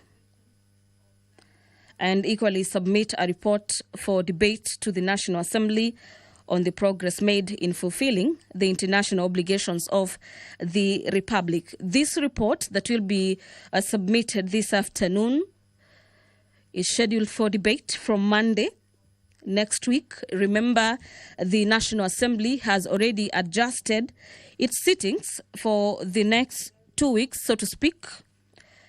And among the priority business is the consideration of the president's speech on the State of the Nation address.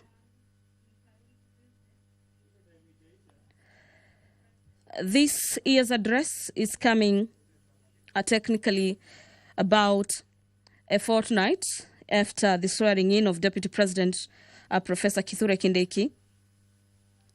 And we expect the president to address the measures taken to achieve the matters of national security, national values, and also highlight the achievement of his administration, such as the rollout as well as the uptake of the new Social Health Insurance Fund, popularly known as SHIF, that replaced the National Health Insurance Fund, also known as NHIF. So the president is currently with the speakers of the National Assembly as well as the Senate, where the president is expected to brief them as well as sign the voters' book, bearing in mind that the president is a visitor today in the presence of Parliament. Thereafter, the president will be ushered into the chamber this afternoon by the both speakers of the National Assembly as well as the Senate. I'm speaking about Speaker Moses Wetangula as well as the Speaker of the Senate, Honorable Amason Jeffa Kingi. Before them will be the Sergeant at Arms, and here I mean the key bosses of the matters to do with the proceedings of the both houses of Parliament, technically making their way into the chamber this afternoon.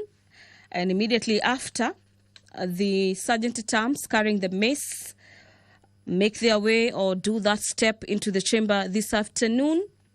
The members of the National Assembly, as well as senators present and dignitaries present this afternoon, will be alerted that the Honorable President of the Republic of Kenya is already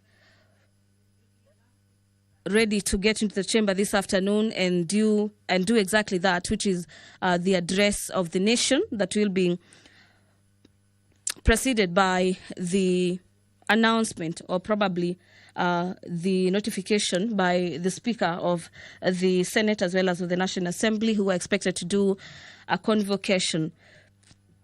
From our indications, it appears that particular procession is about to take place. Remember, this being that all eyes are on Parliament as President William Ruto makes his much anticipated State of the Nation address. This State of the Nation address presenting a crucial opportunity for the President to outline his administration's progress, the challenges, as well as future plans in the period characterized by some to speak, some economic turbulences, and there's heightened public expectations on this third State of the Nation address. It is technically a step-by-step march to the National Assembly's chamber this afternoon, and from your screens you can see the maces of both houses of Parliament have made their way into the chamber this afternoon, closely followed by the clerks, as well as the President in between the two speakers, that is the Speaker of the National Assembly, as well as the Speaker of the Senate. And we expect the President to equally address matters to do with the cost of living. Dear viewers, allow me to hand you over back to the proceedings of these live proceedings, streaming to you live from the Parliament of Kenya and brought to you by the Kenya Broadcasting Corporation in conjunction with the Parliamentary Broadcasting Unit. My name is Gladys Mungai. Have yourself a great afternoon.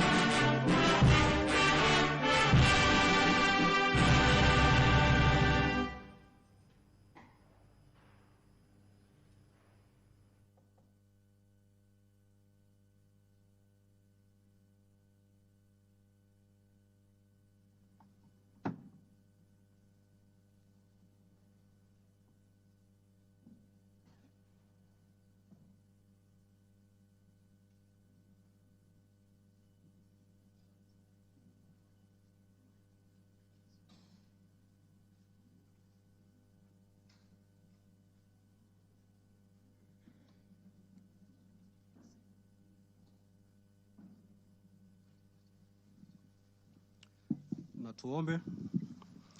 Ewe Mwenyezi Mungu, twakusihi ututazame kwa neema nyingi na baraka, sisi watumishi wako ambao umeridhika kutuita kwa nyadhifa za uongozi katika jamhuri hii yetu. Twakuomba utuajalie tuyatende na kufikiria mambo yote yatakayofikishwa mbele yetu kwa njia ya haki na uaminifu, ili kustawisha amani, ufanisi na heri ya nchi yetu na wale ambao haja zao umezikabidhi mikononi mwetu. Amen. Tuketi.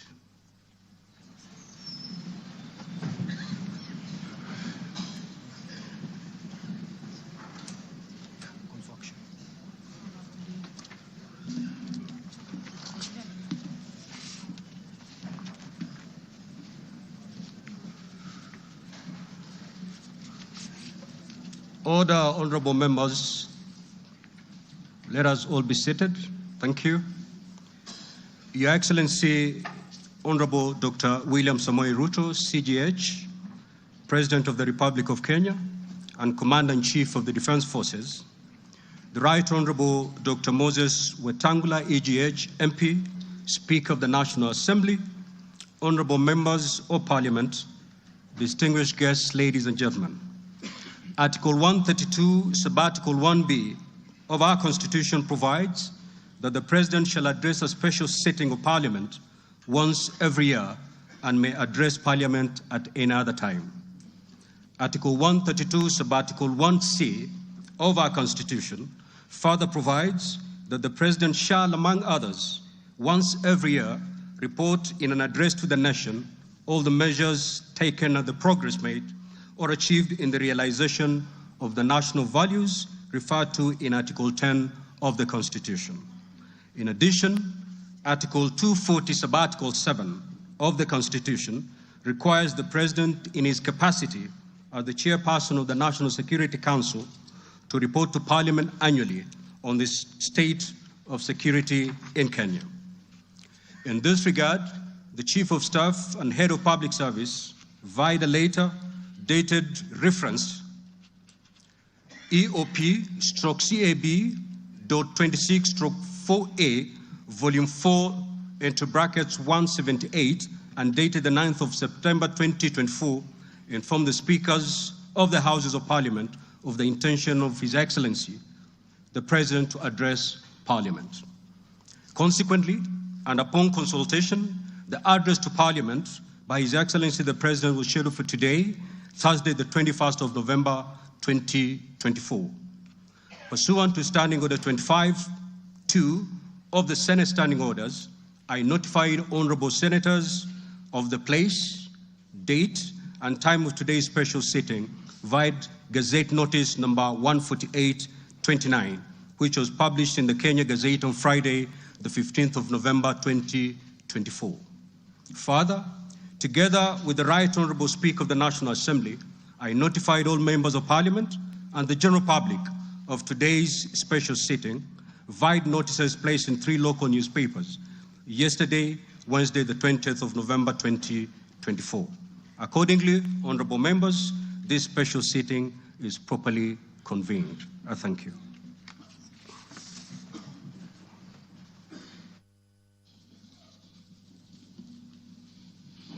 Your Excellency, Honorable Dr. William Samoei Ruto, CGH, President of the Republic of Kenya and Commander-in-Chief of the Defense Forces, the Right Honorable Amason King, EGH MP, Honorable Speaker of the Senate, Honorable Members of Parliament, members of the Diplomatic Corps, distinguished guests, ladies and gentlemen.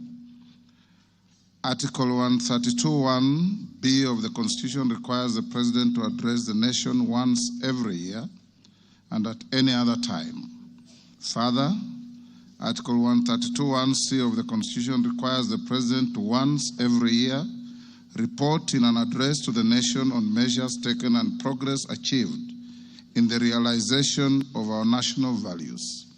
Additionally, Article 132(1)(c)(3) of the Constitution provides that the President shall submit a report for debate to the National Assembly on the progress made in fulfilling the international obligations of the Republic.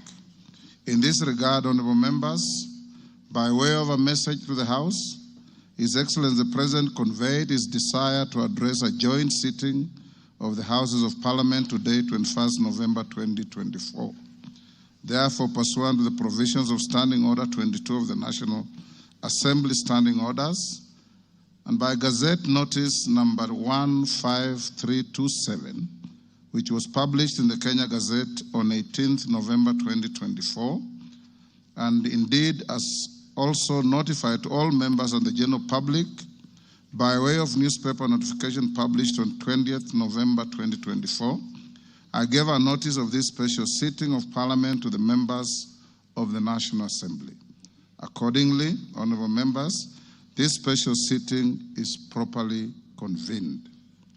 Your Excellency, honorable members, distinguished guests, ladies and gentlemen, this year's President's address comes at a time when the country is set to host the 14th edition of the East African Community Interparliamentary Games. The Interparliamentary Games shall bring together participants from the member states of the East African Community and the East African Legislative Assembly, and are part of the deepening, widening, and tightening of the integration process. The Games are scheduled to commence next month on 7th December 2024 in Mombasa County, and all is set in readiness for these Games. Moving on, Your Excellency, it's in the custom of Parliament to recognize invited guests seated in our galleries. I therefore wish to recognize the following guests who are seated in the Speaker's row. Her Excellency Mama Rachel Ruto, First Lady of the Republic of Kenya, and other members of the First Family. His Excellency Honorable Professor Kithure Kindiki, the Deputy President of the Republic of Kenya and the spouse of the Deputy President, Her Excellency Dr. Joyce Kithure. Honorable Musalia Mudavadi EGH, the Prime Cabinet Secretary and Cabinet Secretary, Minister of Foreign Affairs and Diaspora Affairs. Your Excellency, honorable members, also present in the Speaker's row this afternoon are the Honorable Lady Justice Philomena Mbete Mwilu, MGH, Deputy Chief Justice and Vice President of the Supreme Court. She's accompanied by Honorable Justice Mohammed K. Ibrahim and Justice William Ouko. Justice William Ouko, judges of the Supreme Court of Kenya. Also accompanying the Deputy Chief Justice are Honorable Justice Oscar Angote, presiding judge of the Environment and Land Court. Honorable Justice Lady Justice Jemima Wanza Kelly, judge of the Employment and Labor Relations Court. We are also honored to have in our midst the immediate former speakers of the Houses of Parliament, the Honorable Justin Bedan Njoka Muturi, EGH, the Cabinet Secretary for Public Service and Human Capital Development, the Honorable Kenneth Marende, EGH, the Honorable Kenneth Makelo Lusaka, EGH, the current Governor of Bungoma County, Honorable Ekwe Ethro, and additionally, we also are pleased to be hosting a delegation visiting our Parliament from the Republic of the Gambia. Your Excellency, allow me to also recognize the chairperson of the Council of Governors, who is also the Governor of Wajir County, the Honorable Ahmed Abdullahi, and the Honorable Johnson Sakaja, Governor of the City of Nairobi County. May I also accord special recognition to all Cabinet Secretaries present and particularly acknowledge 4 of them who are former ranking members of the Houses of Parliament, namely Aden Duale, EGH, former leader of the majority party in the National Assembly, Honorable Onesimus Murkomen, EGH, former Senate Majority Leader, Honorable John Badi, EGH, Honorable Opio Wandai, EGH,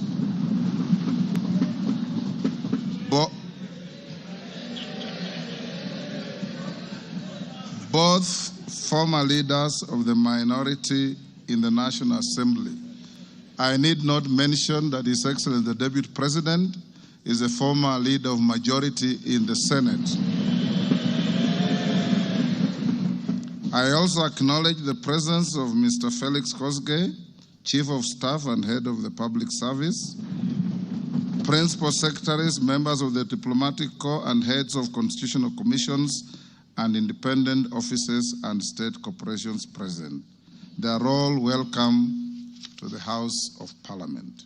Your Excellency, I wish to make a special welcome to Parliament and mention the Chief of the Kenya Defense Forces, General Daniel Kahariri, who is present, and the respective service commanders, the Inspector General of Police, and other leaders of our disciplined forces who are seated at the Speaker's row. Parliament is grateful for your distinguished service to our great nation. To all invited guests, we say karibuni sana kwa bunge letu. Your Excellency, honorable members, distinguished guests, ladies and gentlemen, it is now my singular honor and privilege to invite His Excellency the President of the Republic of Kenya and Commander-in-Chief of the Defense Forces to address this special sitting of Parliament. Welcome, Your Excellency.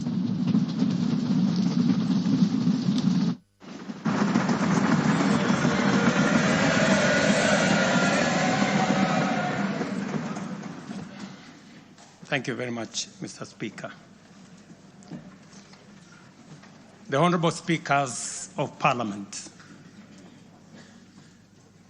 the Honorable Members, distinguished ladies and gentlemen, I'm honored to address you today in the fulfillment of the mandate vested in me under Article 1321C of the Constitution to report to you and to the people of Kenya on the measures we have taken and the progress we have made in realizing our national values and principles of governance, and to submit to you, honorable members, the progress made in fulfilling our international obligations. Since my last address, Kenya has undergone rapid change, occasioned by the collective awakening of the people in the understanding that the state of nation depend on the work we do individually and collectively. This realization extends not only to what we choose to undertake, but also to how we go about securing careers, livelihoods, and contributing to the grand enterprise of nation building. There has never been doubt, and now there is none whatsoever, that Kenya is a land of bold ambition, with our citizens always desiring and insisting on the best possible standards, not only for themselves, but also for their families and for our nation. Consequently, our democracy has empowered citizens to ask questions and demand changes in the way their affairs are managed, driving the wheels of our nation's social, political, and economic transformation faster in the direction of excellence and prosperity. Rare are the times when leadership is ahead of the people. We are always striving to steer the machinery of state and government to keep pace with the aspirations of our citizens. We have learned through the hard as well as the more customary ways that listening is a full-time occupation of leadership, and that all questions asked by the people must be answered thoroughly and in full. We have learned never to take anything for granted and make every effort to carry all our people along with us in the pursuit of our transformation. The context in which I make this national address is not only significantly different from previous occasions, but it is also a singular moment with unique historical implications for us all. It is an opportunity to affirm the principles and values of which our nation stands, review the steps we have taken, the path we have chosen in our journey of national development, and reinforce the commitments we have made to one another and to our beloved nation for the sake of the present and future generations. I do not take this for granted, and with utmost respect and humility before this august assembly of the people's elected representatives, I desire to respond to the most pressing concerns that have been raised by Kenyans of all walks of life in recent months. To my understanding, the concerns and issues voiced by millions of Kenyans about the state of our nation deserve meaningful engagement, thorough understanding, and thoughtful response.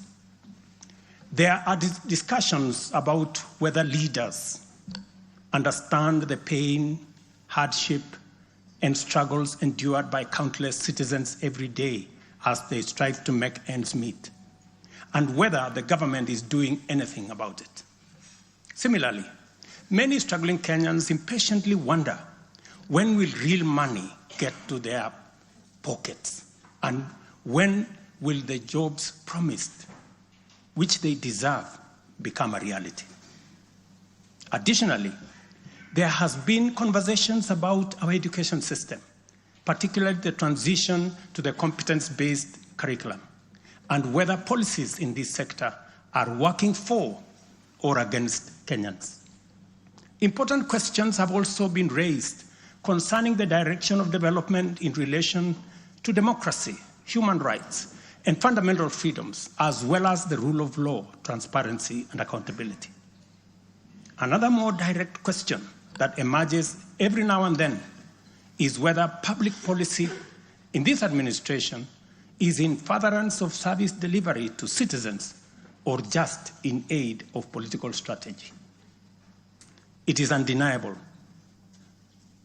that for many Kenyans, times are hard and the struggle to meet their daily basic needs remains daunting.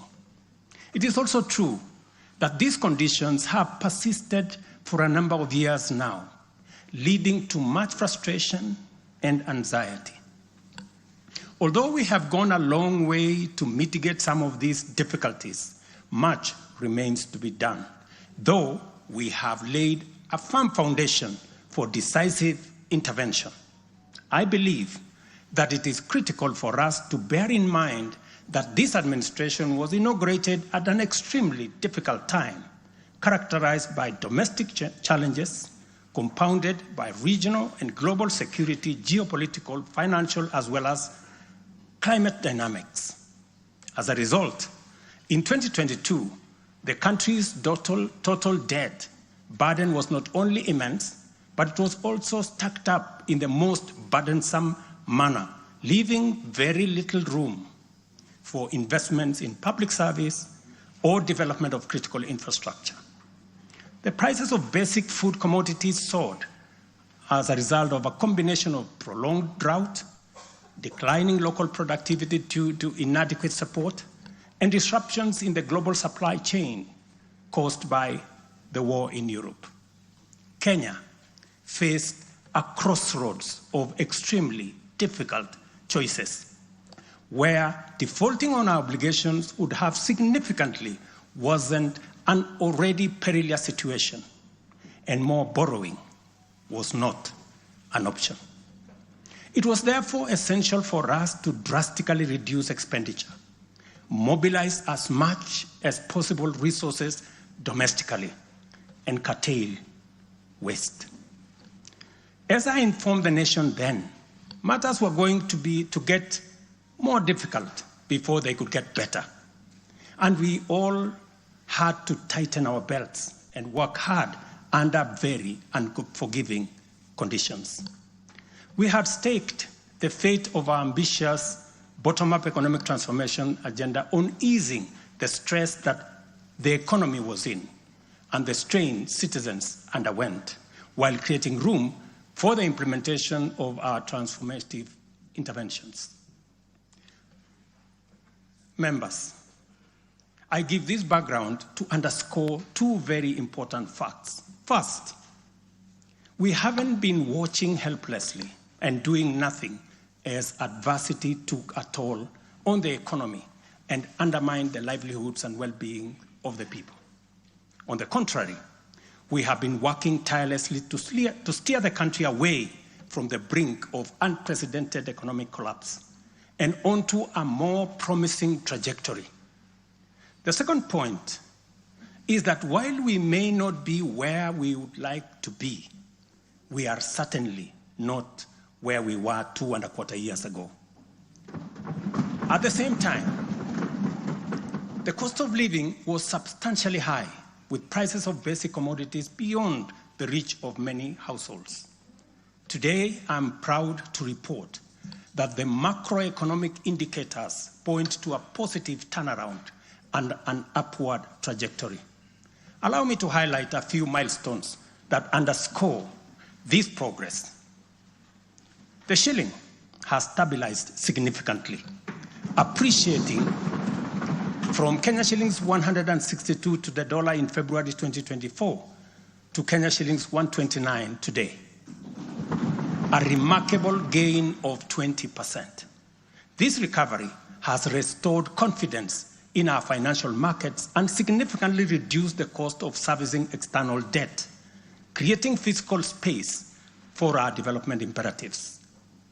Inflation has declined dramatically from 9.6% in September 2022 to 2.7% in October this year, the lowest rate in 17 years.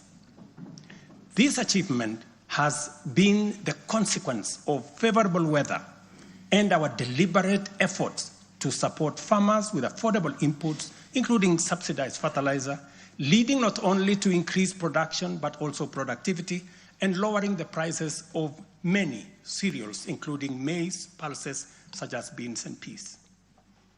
Our foreign exchange reserves have surged by US dollars 2.4 billion to hit a new record of US dollars 9.5 billion, providing a 4.8 month of import cover, the highest in 10 years.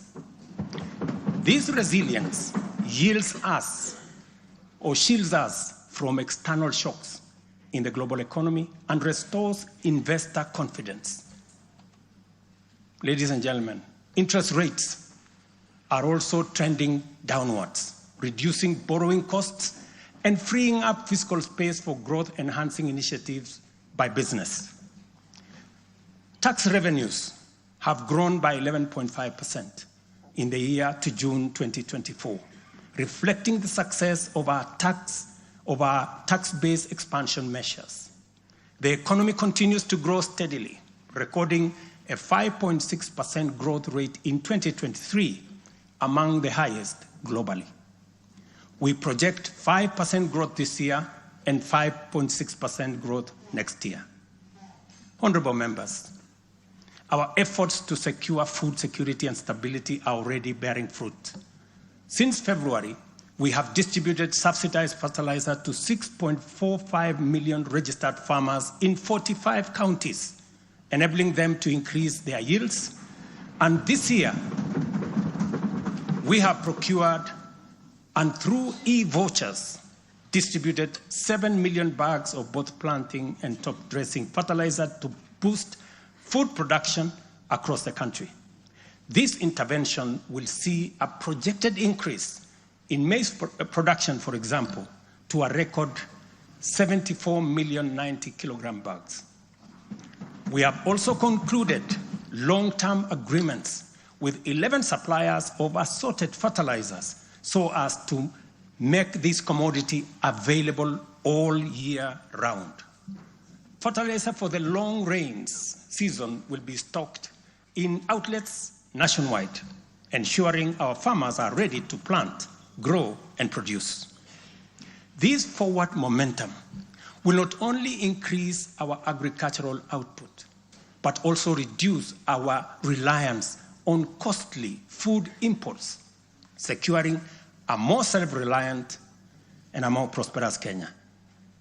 This approach, rooted in my administration's policy to support production rather than subsidize consumption, has already made food more accessible, more affordable to many households.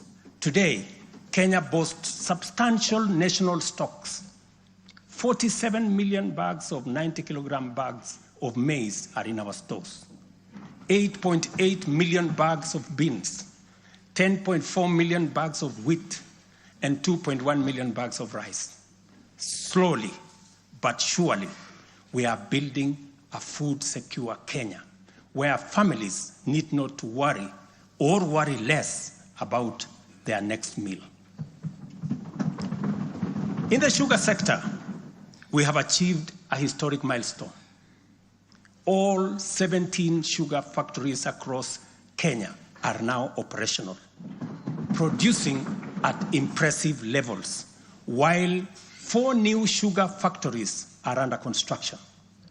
In July alone, domestic sugar production reached 84,000 metric tons, surpassing the national monthly consumption average of 40,000 1,000 metric tons. For the first time in recent history, Kenya is producing enough sugar to meet our local demand. This success is attributed to many factors: subsidized fertilizer for sugarcane farmers, an additional 500,000 acres that has been brought under production, and improved management of the sugar sector, which have revitalized production and brought the industry back to life. I just signed, as you know, the new sugar laws to provide further policy guidance as we seek to be a sugar exporting country shortly. In the coffee sector, we are on track to increase exports from 51,000 metric tons this year to 150,000 metric tons by 2027. The government has also raised disbursements from the Cherry Advance Fund from 2.7 billion to 6 billion Kenya shillings, complemented by an additional disbursement of 1.5 billion by the Commodities Fund. Average prices at the Nairobi Coffee Exchange have risen by 25%. And in the last financial year, the country produced and exported 48,000 metric tons, earning farmers Kenya shillings 25 billion. Additionally, 320,000 bags of fertilizer have been allocated specifically for the coffee sector.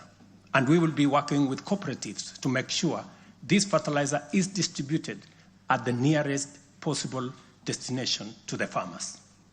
These interventions are expected to boost smallholder farmer earnings from Kenya shillings 300,000 to 500,000 per acre annually by the year 2027.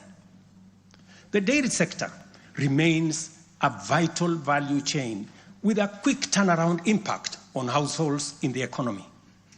The government of Kenya has released and you members approved 3 billion shillings to modernize the new KCC, ensure farmers are paid on time, and maintain a high price of Kenya shillings 50 per litre. As a result, intake to KCC has increased from 100,000 litres a day to 220,000 litres a day by last month. Other strategic interventions include the extension of duty-free imports for feed manufacturing raw materials, subsidized artificial insemination services, and the reduction of sexed semen costs from 7,000 to 2,900 through the Kenya Animal Genetic Resource Center. These measures have led to a 14% increase in milk production from 4.6 billion litres in 2022 to 5.2 billion litres in 2023, with projections exceeding 6 billion litres this year. The value of exported dairy products has nearly doubled, rising from Kenya shillings 4.8 billion in 2022 to Kenya shillings 7.2 billion in 2023. These gains demonstrate how targeted policies can deliver tangible benefits to dairy farmers and drive growth in our economy. Honorable members, by 2022, the education sector was in a crisis with a lack of clarity in transition to the competence-based curriculum, a shortage of 110,000 teachers, and 23 out of 40 public universities were technically bankrupt and at risk of closure. Among those facing severe challenges were huge institutions such as my own alma mater, University of Nairobi, Kenyatta University, Moi University, Egerton University, Maseno University, Masinde Muliro University. To address this issue in our education sector, we have already hired, as you know, members, 56,000 teachers and are in the process of recruiting another 20,000 by January next year. We have also ensured the seamless transition of learners from primary to junior secondary and domiciled grades 7, 8, and 9 in primary school, optimizing the use of existing infrastructure, ensuring the safety of young learners, and protecting parents from the high costs associated with boarding schools far away. Recognizing the financial challenges faced by our universities and TVETs, we introduced a new student-centered higher education funding model. This model gives priority to the most vulnerable students, offering them up to 95% government support, while also pulling our universities back from the brink of collapse. The remaining challenges for a few universities, like Moi University, are related to internal administrative and governance issues, which I have given firm instructions that they should be addressed. To further enhance access to higher education, we launched the Open University of Kenya, and this House approved that exercise, paving the way for more students to achieve their academic goals. The institution's first cohort of students is scheduled to graduate next week on the 29th of November 2024. Honorable members, universal health coverage is a cornerstone of our transformation agenda and a matter that touches every Kenyan family. Despite health being a devolved function, we acknowledge the immense financial burden that comes with health. Counties have struggled with shortages of medicine, equipment, sometimes staff, hindering service delivery and leaving countless Kenyans with suboptimal access to health care. It would have been easy for me to step back and leave this responsibility to counties alone. But that would have been a disservice to Kenyans and a betrayal to our Constitution. Instead of engaging in debates about healthcare being devolved, I have chosen the hardest but necessary path of addressing this challenge head on. Health delivery is not just about fulfilling a constitutional mandate by whatever level of government. It is about ensuring that healthcare is not a privilege for the few who can afford and a pipe dream for the many who cannot.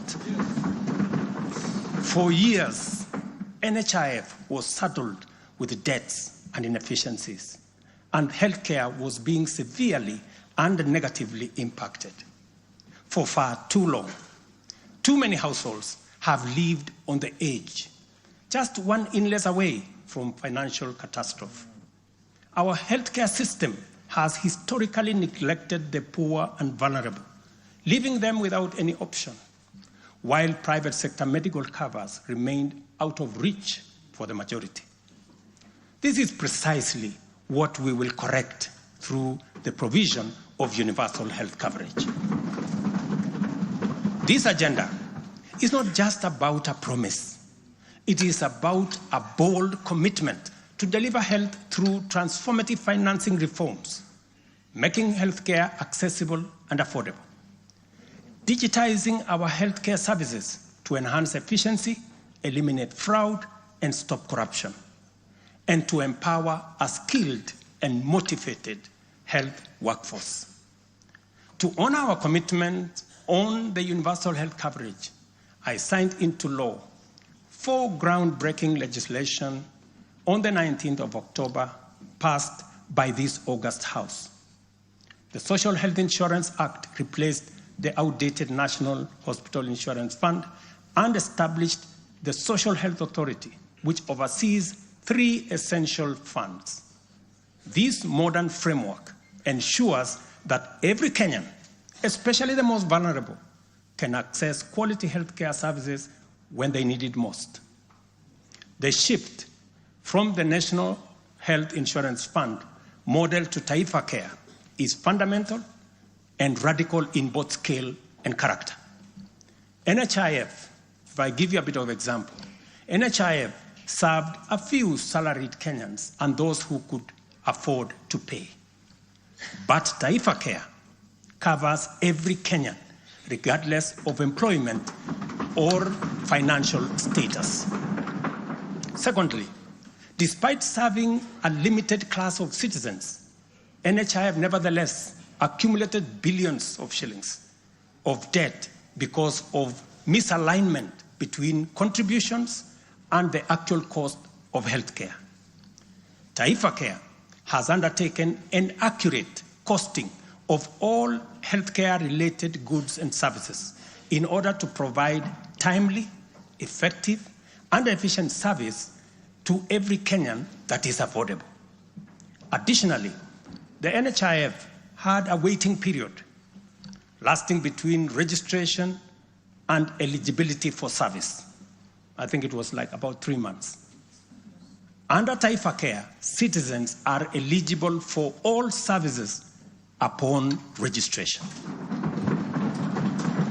I therefore urge every Kenyan to take the most important step in securing dependable health care for themselves and their families. Register.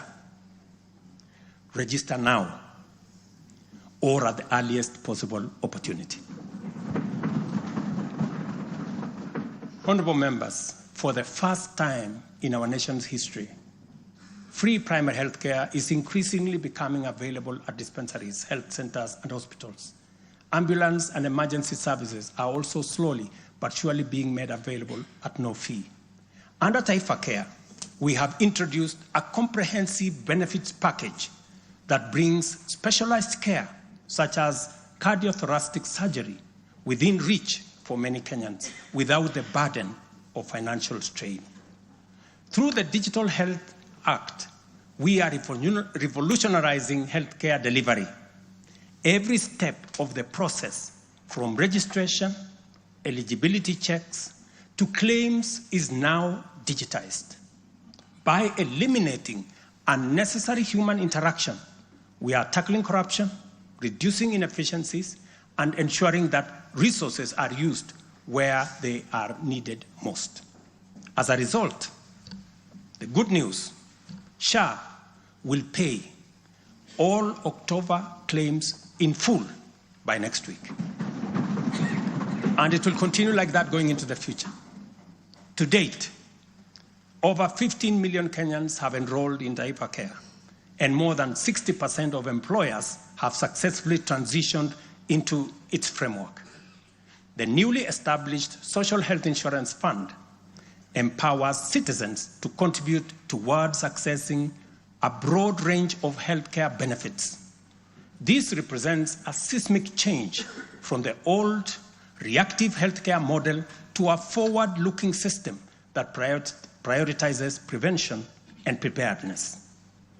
Once the transition from NHIF is complete and SHIP becomes fully operational, Kenya will have a healthcare system that guarantees dignity, peace of mind, and equitable access for every citizen for the first time in our 60 years of independence.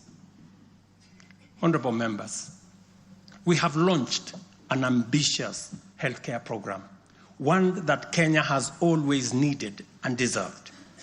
Like any major transition, there are challenges, but I promise you, we are fully committed to making the system work.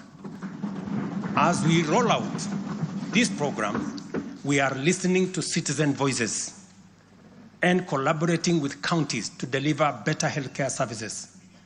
Through the Facility Improvement Fund, which you in this House passed, we will ensure that hospitals are equipped with the tools they need, medicine, equipment, and other resources necessary to provide quality care, while involving citizens in decision-making at every facility. We are now doing the heavy lifting, clearing decade-old debts, ensuring access to medicine and equipment, and stabilizing a system that had failed too many for too long.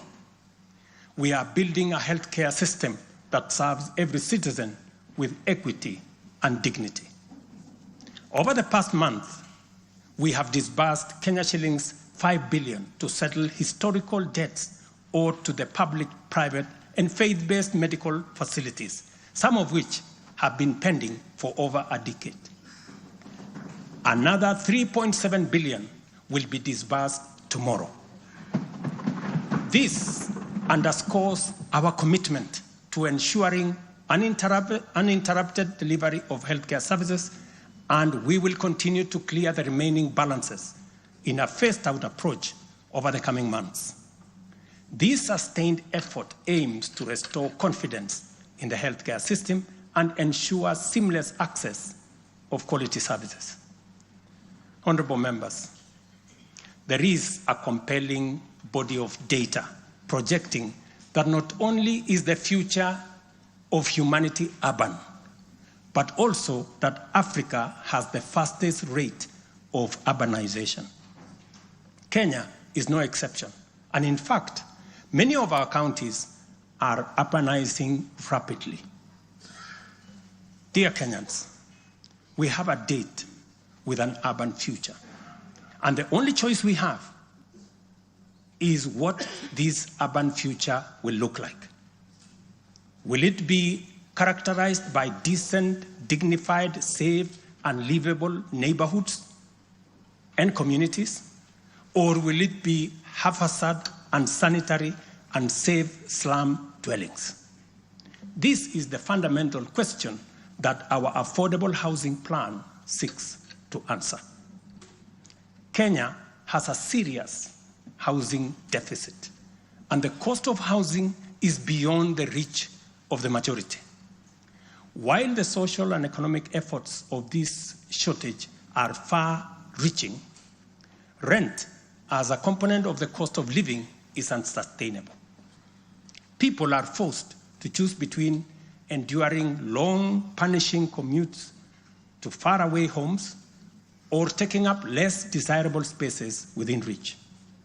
Supplying the number of units required to fill the affordable housing gap requires us to undertake construction throughout the country at the rate of 200,000 new housing units every year for 10 years. Many people have asked why they should be interested in affordable housing project in rural areas. If you look around, you will witness the signs of our urban future. Land sizes are becoming smaller as the population grows in rural agricultural areas. To protect agriculture and food security from the effects of uncontrolled land fragmentation, urbanization must be planned and must be controlled. And the affordable housing program is therefore a vital component of integrated land use planning and development program that we are implementing throughout the country and in every county. Each unit of housing drives demand for different types of labor, professional services, and materials, bringing laborers, masons, bricklayers, artisans, electricians, and carpenters, as well as architects, engineers, and quantity surveyors, lawyers, real estate economists into the equation. Affordable housing is also a major opportunity for manufacturers, developers, and other industries. In other words, the economic boost from housing pillar of our bottom-up economic transformation agenda is significant and undeniably much needed. As we speak, affordable housing now directly accounts for 164,000 new jobs created over the past 1 year. Honorable members, today marks a significant milestone in our journey towards providing decent and affordable housing for all. After 2 years of hard work under the Affordable Housing Program, I am proud to announce, and you have seen it in the newspapers, the launch of the sale of the first 4,888 housing units, now in completion, across 21 social housing projects. These units, comprising studios, 1-bedroom, 2-bedroom, and 3-bedroom homes, are tailored to meet the needs of our people, offering 1,041 social housing units, 2,133 affordable housing units, and 1,714 affordable middle-class housing units in 24 counties. I invite every Kenyan above the age of 18 to join this historic journey towards home ownership. Guided by our principle of fairness, one ID, one house, every eligible Kenyan is encouraged to express interest, visit these developments, view the show houses, and engage with on-site staff who are already too willing to assist. The allocation process will be transparent and equitable, ensuring that every qualified applicant has an equal opportunity to own a home. Honorable members, as part of the government's endeavor to build a nation grounded in intergenerational equity, opportunities, and empowerment for all Kenyans, we have made significant strides in implementing another key pillar of our manifesto, labor migration. This initiative seeks to harness Kenya's abundant human capital by creating meaningful job opportunities abroad, empowering our citizens, and positioning Kenyan talent on the global stage. Since July 2023, we have successfully facilitated employment of 105,367 Kenyans across multiple countries in a wide range of jobs. These opportunities span professional, semi-skilled, skilled, and unskilled sectors, including positions for nurses, teachers, and chefs. The National Employment Authority, the lead agency driving our ambitious initiative to create jobs opportunities for qualified Kenyans locally and internationally, currently has a role of 560,000 job openings worldwide. I have encouraged many members to participate in this space. Our focus extends beyond destinations such as the United Kingdom, Canada, Australia, Bahrain, Oman, United Arab Emirates, Germany, Saudi Arabia, Kuwait, and Qatar.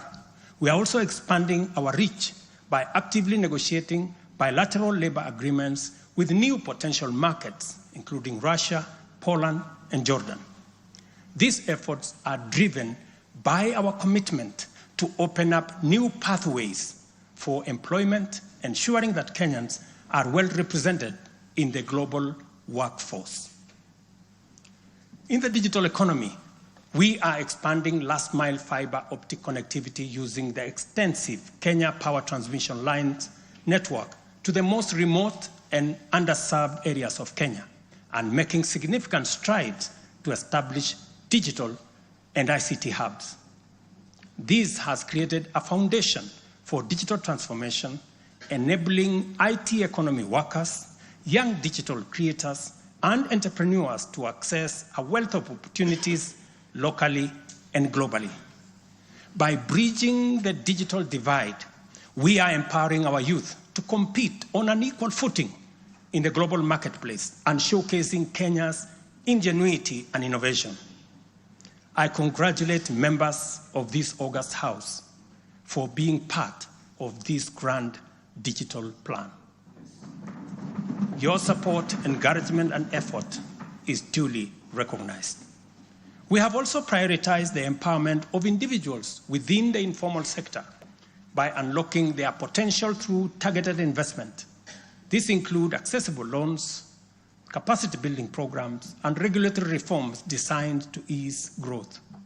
A notable achievement is the partnership with the banking industry, which I participated in a month ago. This extended an additional 150 billion in loans to micro, small, and medium enterprises, complementing the government's efforts to nurture this vital sector. On financial inclusion, we have made remarkable progress through the Hustler Fund. To date, this innovative initiative has disbursed Kenya shillings 60 billion, benefiting 24.6 million Kenyans and mobilized over 3.3 billion in savings. The fund maintains a repeat customer base of 8.5 million beneficiaries with a repayment rate of 79%.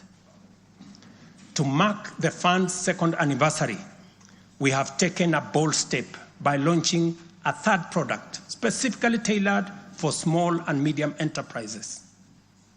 This new initiative will initially target 2 million beneficiaries who have demonstrated a strong credit history with the fund. By so doing, we aim to create a pathway for these entrepreneurs to transition into the formal banking system, thereby deepening financial inclusion and strengthening the SME sector. This milestone underscores our commitment to build a financially inclusive and economically resilient nation. The progress we have made has been possible only because the people of Kenya have been courageous, strong, determined, and patriotic. It has also been enabled by a number of early interventions under our bottom-up economic transformation agenda, and at the same time, created space for us to implement the agenda in full. As we proceed with implementation, we expect to quickly capitalize on the gains we have secured and invest resources in the economy with an emphasis on strategic pillars of our plan. As more projects get off the ground, more people get hired, liquidity levels improve, more money ends up in people's pockets. Honorable members, you know we are a democracy. Democracy is a founding principle and defining value of our nation. Democracy is hard-won, non-negotiable right, and guarantees freedom that we are proud of and must always defend. Our national democratic culture expresses itself energetically through robust discourse, boldly speaking truth to power, and holding leadership to account. It is a tradition of fearless expression and vigorous public participation. This is who we are, and there is nothing anyone can do about it. We understand, therefore, that protests are always legitimate and permitted by the Constitution. Protests are conducted by citizens who are peaceful and unarmed. Assemblies, demonstrations, and picketing to advance constitutionalism, increase accountability, and defend the rule of law are constitutional imperatives. Conversely, mobilization in pursuit of criminal agenda, chaos and anarchy are explicitly forbidden because we all have a duty to defend our republic, our constitution, and the rights of all people. The government, in particular, must remain vigilant at all times against modern threats to the sovereignty and territorial integrity of our nation, as well as public order, peace, and security. In this digital era, characterized by transformative innovations, including artificial intelligence, it has never been easier to inform, educate, and entertain the people. At the same time, it has never been easier to misinform, mislead, disinform, incite, and alarm the public. Criminals and subversive elements who infiltrate and hijack peaceful protests are a threat both to legitimate protesters and to the public. Incidences of violent criminality in the name of protests threaten the safety of innocent people, public assets, private property, and the social order. The tension here is stark. We have a democracy which we are proud of, must defend, and should deepen by all means. And at the same time, we have citizens whose lives, rights, we must protect, and a nation whose security, stability, and prosperity we must safeguard. The task at hand is complicated if citizens and state agencies dilute the distinction between the lawful and the criminal, the just and the unjust, thereby making it difficult to tell protesters and security officers from bandits, gangsters, and criminals. It is only by following the law that we are able to achieve our aims and apportion accountability properly. It should not be possible for robbers and looters to escape accountability by claiming that they were taking part in a protest. Likewise, it should not be possible for security officers to wound, maim, or even kill citizens and claim that they were engaging violent criminals. We all have a duty to make the necessary distinction and to do so clearly to protect democratic expression and guarantee public safety and security. I must now confront an issue of widespread concern regarding the relationship between citizens and the security services in the context of immense threat and intense political dynamism. Numerous allegations have been made concerning disappearance of people during protests. A number of these cases have been resolved, while others have been uncovered as fake news, undermining efforts to find genuine cases of missing persons. A good number of alleged disappearances have also turned out to be arrests made by police officers. In such cases, the suspects have been duly arraigned in court. I must, however, make it very clear that there is no attempt to justify or excuse illegal arrests. Such would be a serious threat to the life and liberty of citizens.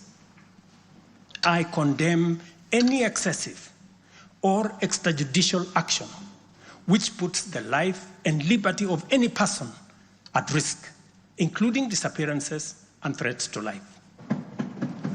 I urge all Kenyans with information about such cases to forward the information to the Directorate of Criminal Investigation and to IPOA, where they suspect members of the police service to be implicated.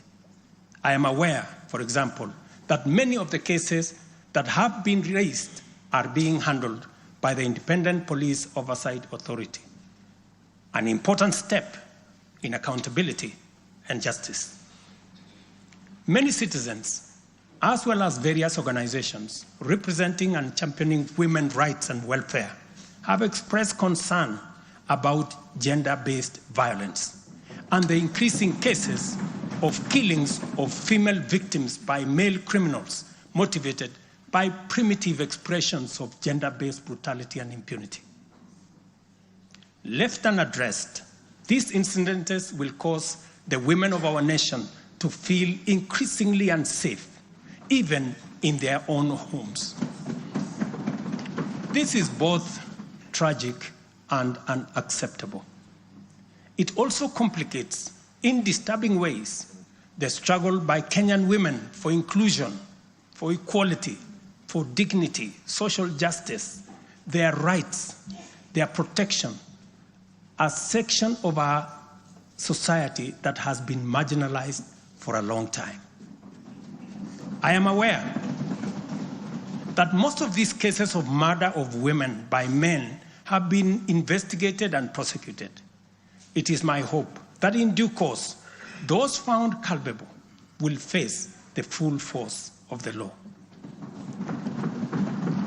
Members, it is time for each of us, political leaders, public officers, religious leaders, traditional institutions, and family members, to do our part in raising boys into morally upright men who will never need to affirm their masculinity at the expense of women,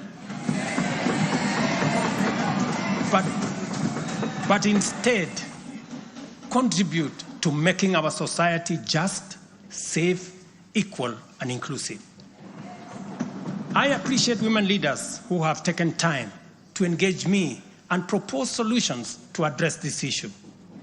I have held discussions with other leaders in government, and I have tasked the Deputy President to reach out and facilitate collaborative, broad-based, and multi-sectoral deliberations and recommend effective and radically transformative and affirmative action within the next 6 months. This Parliament will recall that early in my tenure, I engaged the leadership of both houses with recommendations on a working formula to actualize meaningful inclusion of women in national leadership. We must seriously question the drivers and the motives of resistance and reluctance to take the next step in actualizing the 2/3 gender rule. We must call out those who continue to sabotage this right of women to contribute to the governance of our nation. Women are not second-class citizens. They deserve equal representation at all levels.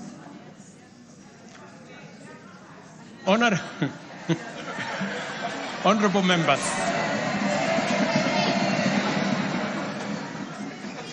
without a doubt, honorable members, without a doubt, every shilling of our national revenue matters and must be used to deliver maximum value to Kenyans. Wastage, corruption, and the abuse of office are grave risks to national transformation and a direct threat to the well-being of the people. I have given my full commitment to serve as a responsible steward of public resources. To begin with, I have championed the automation and digitization of government services and revenue collection to promote transparency, seal loopholes that lead to revenue losses, enhance accountability, and eliminate opportunities for corruption, therefore improving efficiency, transparency, and integrity.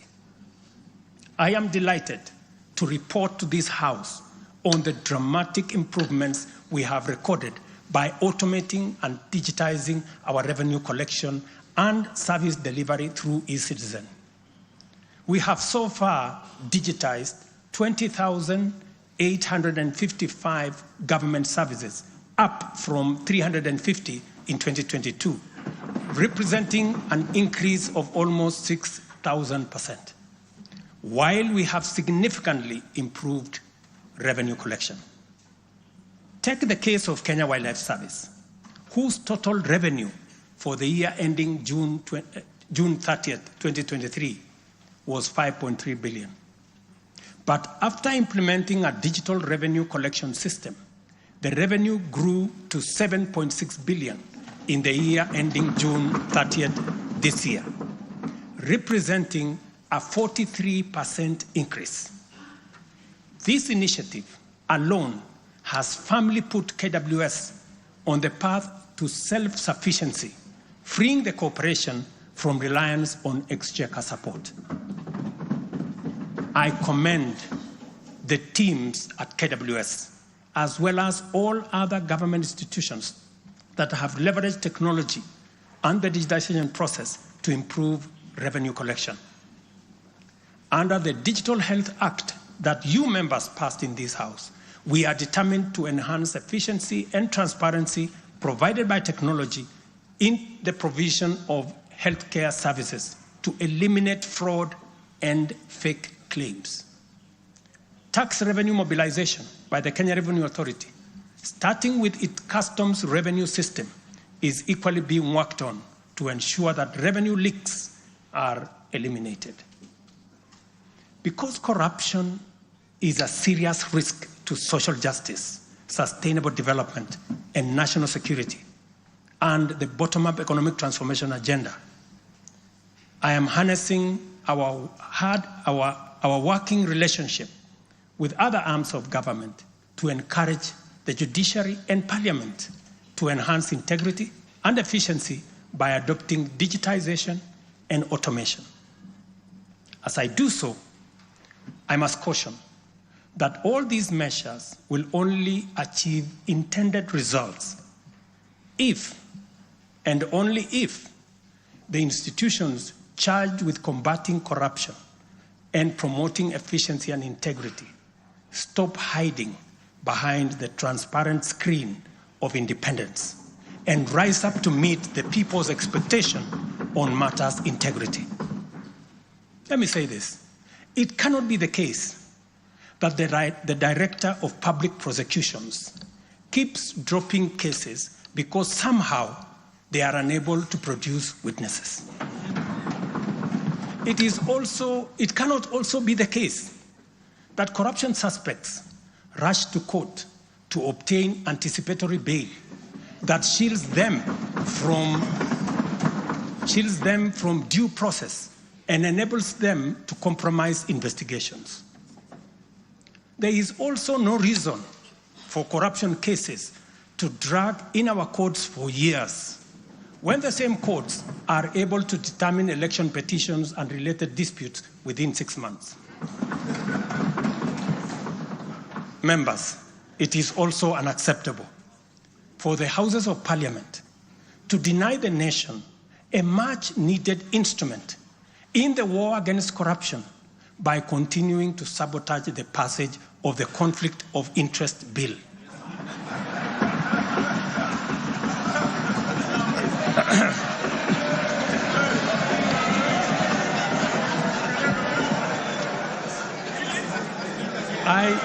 I implore you, honorable members, to stop dragging your feet on this bill, unless, my friends, there is a conflict of interest in the passing of the conflict of interest legislation. Similarly, the National Treasury has been dragging its feet in the implementation of an e-procurement system for the last 10 years. Today, I have directed the National Treasury to roll out the e-procurement system by the end of the first quarter of 2025 and ensure that going forward, only procurement undertaken through this system is sanctioned and paid for. Of the many difficult assignments I have undertaken, this fight against corruption is one I now take on with resolve going forward. Let this serve as notice to all. Independent institutions charged with this responsibility must up their game, pull up their socks, and match up to the expectations of the people of Kenya. Honorable members, I have stated in the past and now reiterate today that in the face of undisputed evidence or credible information on corruption, I will not hesitate to take decisive action. Accordingly, I now direct, in furtherance of the principles enshrined in Article 10 of the Constitution on transparency and accountability, and based on new information provided by investigative agencies and partner nations, that the procuring agencies within the Ministry of Transport and the Ministry of Energy and Petroleum immediately cancel the ongoing procurement process for the JKIA expansion public-private partnership transaction, as well as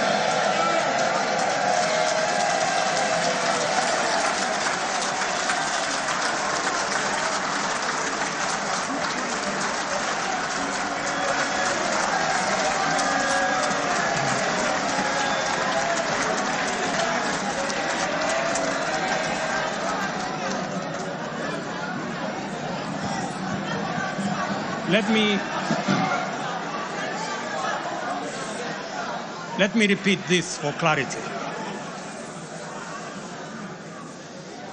I have said that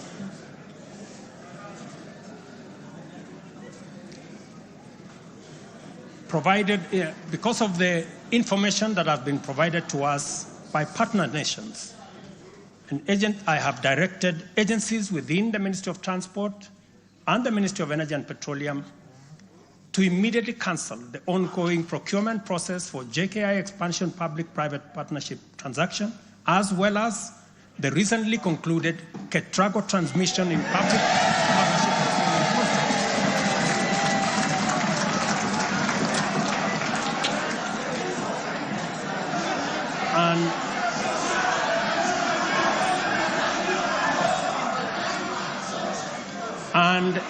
immediately commence the process of onboarding alternative partners because these are important projects. Honorable members, the work of taking our nation forward is our collective responsibility as citizens. For this reason, we value the contribution of all, whether they come in the form of support or encouragement, suggestion or proposal, criticism or protest. I believe that the most powerful component of leadership is listening and learning. Therefore, I engage with you and listen to all citizens, their elected leaders, public officers, administrators, teachers, and other professionals, learners and the youth, farmers, fisherfolk, pastoralists, traders, craftsmen, artisans, nurses, doctors, community health promoters, and workers across all types of sectors in every sector. I listen too to religious leaders, the civil society, industrialists, entrepreneurs, and professionals. Their contributions and everyone else's have my full attention and commitment to respond through positive, affirmative action that takes the national transformation endeavor forward. I commit to continue listening and acting, to engage, debate, deliberate with you, and to take your input into consideration in serving our nation. By design, the bottom-up economic transformation agenda is defined by its capacity to elicit feedback in the course of implementation and incorporate the same in making improvements and further progress. With every input from stakeholders, our ability to drive progress increases. By listening to you and to every Kenyan, I am able to serve this nation better. As we take part in this necessary discourse, I want to make one thing very clear. I'm fully invested in the success of the strategies, policies, programs, and projects under our plan. For this reason, I am committed to do all it takes and work with every willing Kenyan until we succeed, because failure is not an option. Given the challenges our nation has faced, it has become clear, honorable members, that overcoming these obstacles requires the collective energy, the collective wisdom, ideas, and goodwill of Kenyans of all political, cultural persuasions, religious beliefs, and walks of life. The wisdom of entrenching national unity and inclusivity as a national value in our Constitution is clearly evident.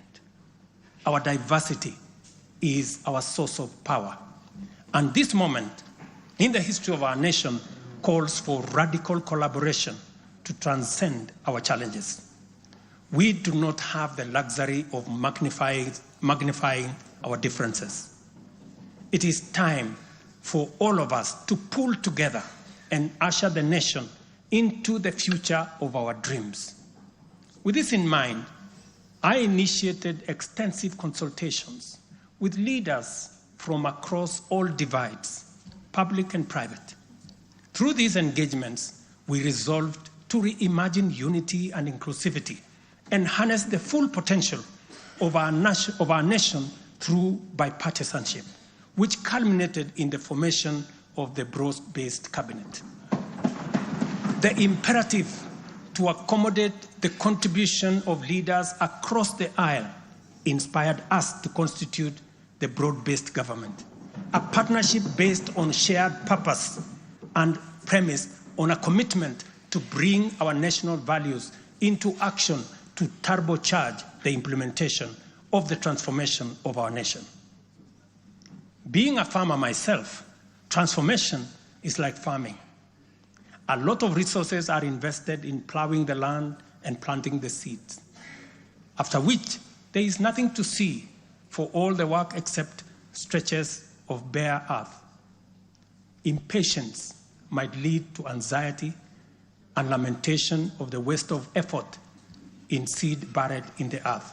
However, after a brief wait, seedlings sprout, requiring close attention, weeding, and patient tending into the crop that will be ready for harvest. So is economic transformation. It requires hard work, investment of resources, patience and faith. We have planted the seed, and all over the field, it is beginning to sprout.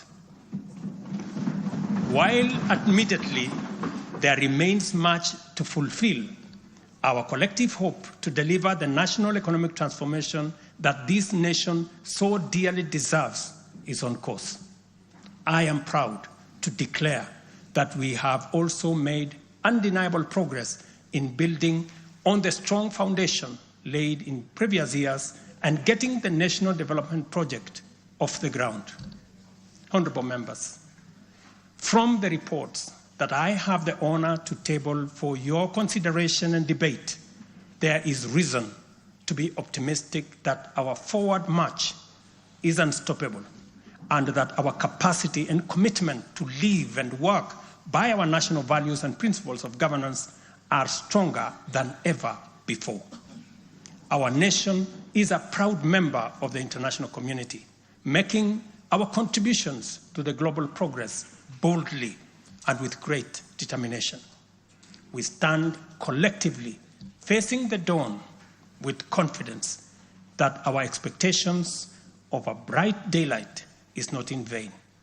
In summary, honorable members, and all fellow citizens, the state of our nation is resilient. And now, honorable speakers, it is my pleasure to submit to Parliament the following 3 reports as required by the Constitution. Number 1 is the report on all measures taken and progress achieved in the realization of national values. The second, report on progress made in fulfilling the international obligations of the Republic of Kenya. And the third, report on the state of our security. Now, therefore, I hand over the reports to the Speaker of the Senate and to the Speaker of the National Assembly. Thank you all.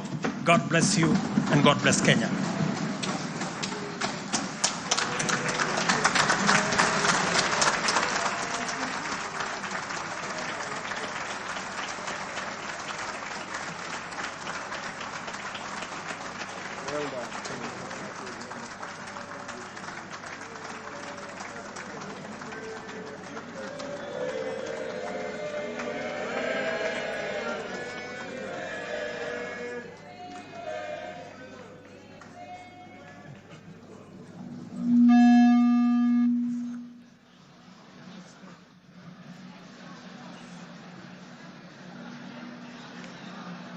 Order, honorable members, Your Excellency the President, the Right Honorable Speaker of the National Assembly, honorable members, distinguished guests, please be upstanding.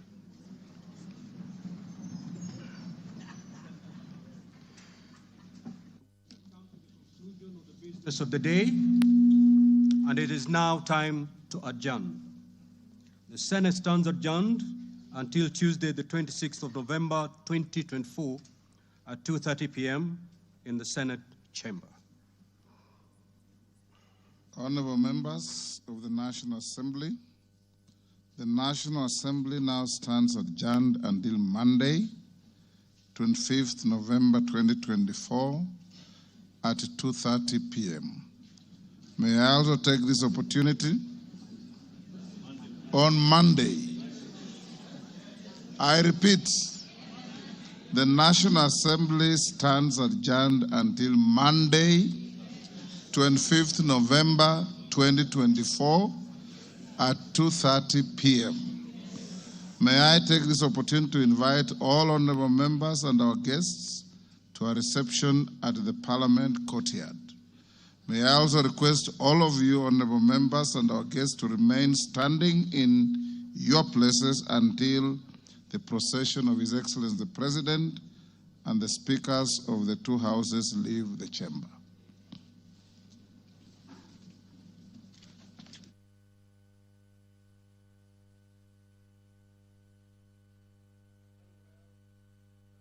There you have it, the much-awaited State of the Nation address by President William Ruto that has taken approximately, let's say, 1.5 hours.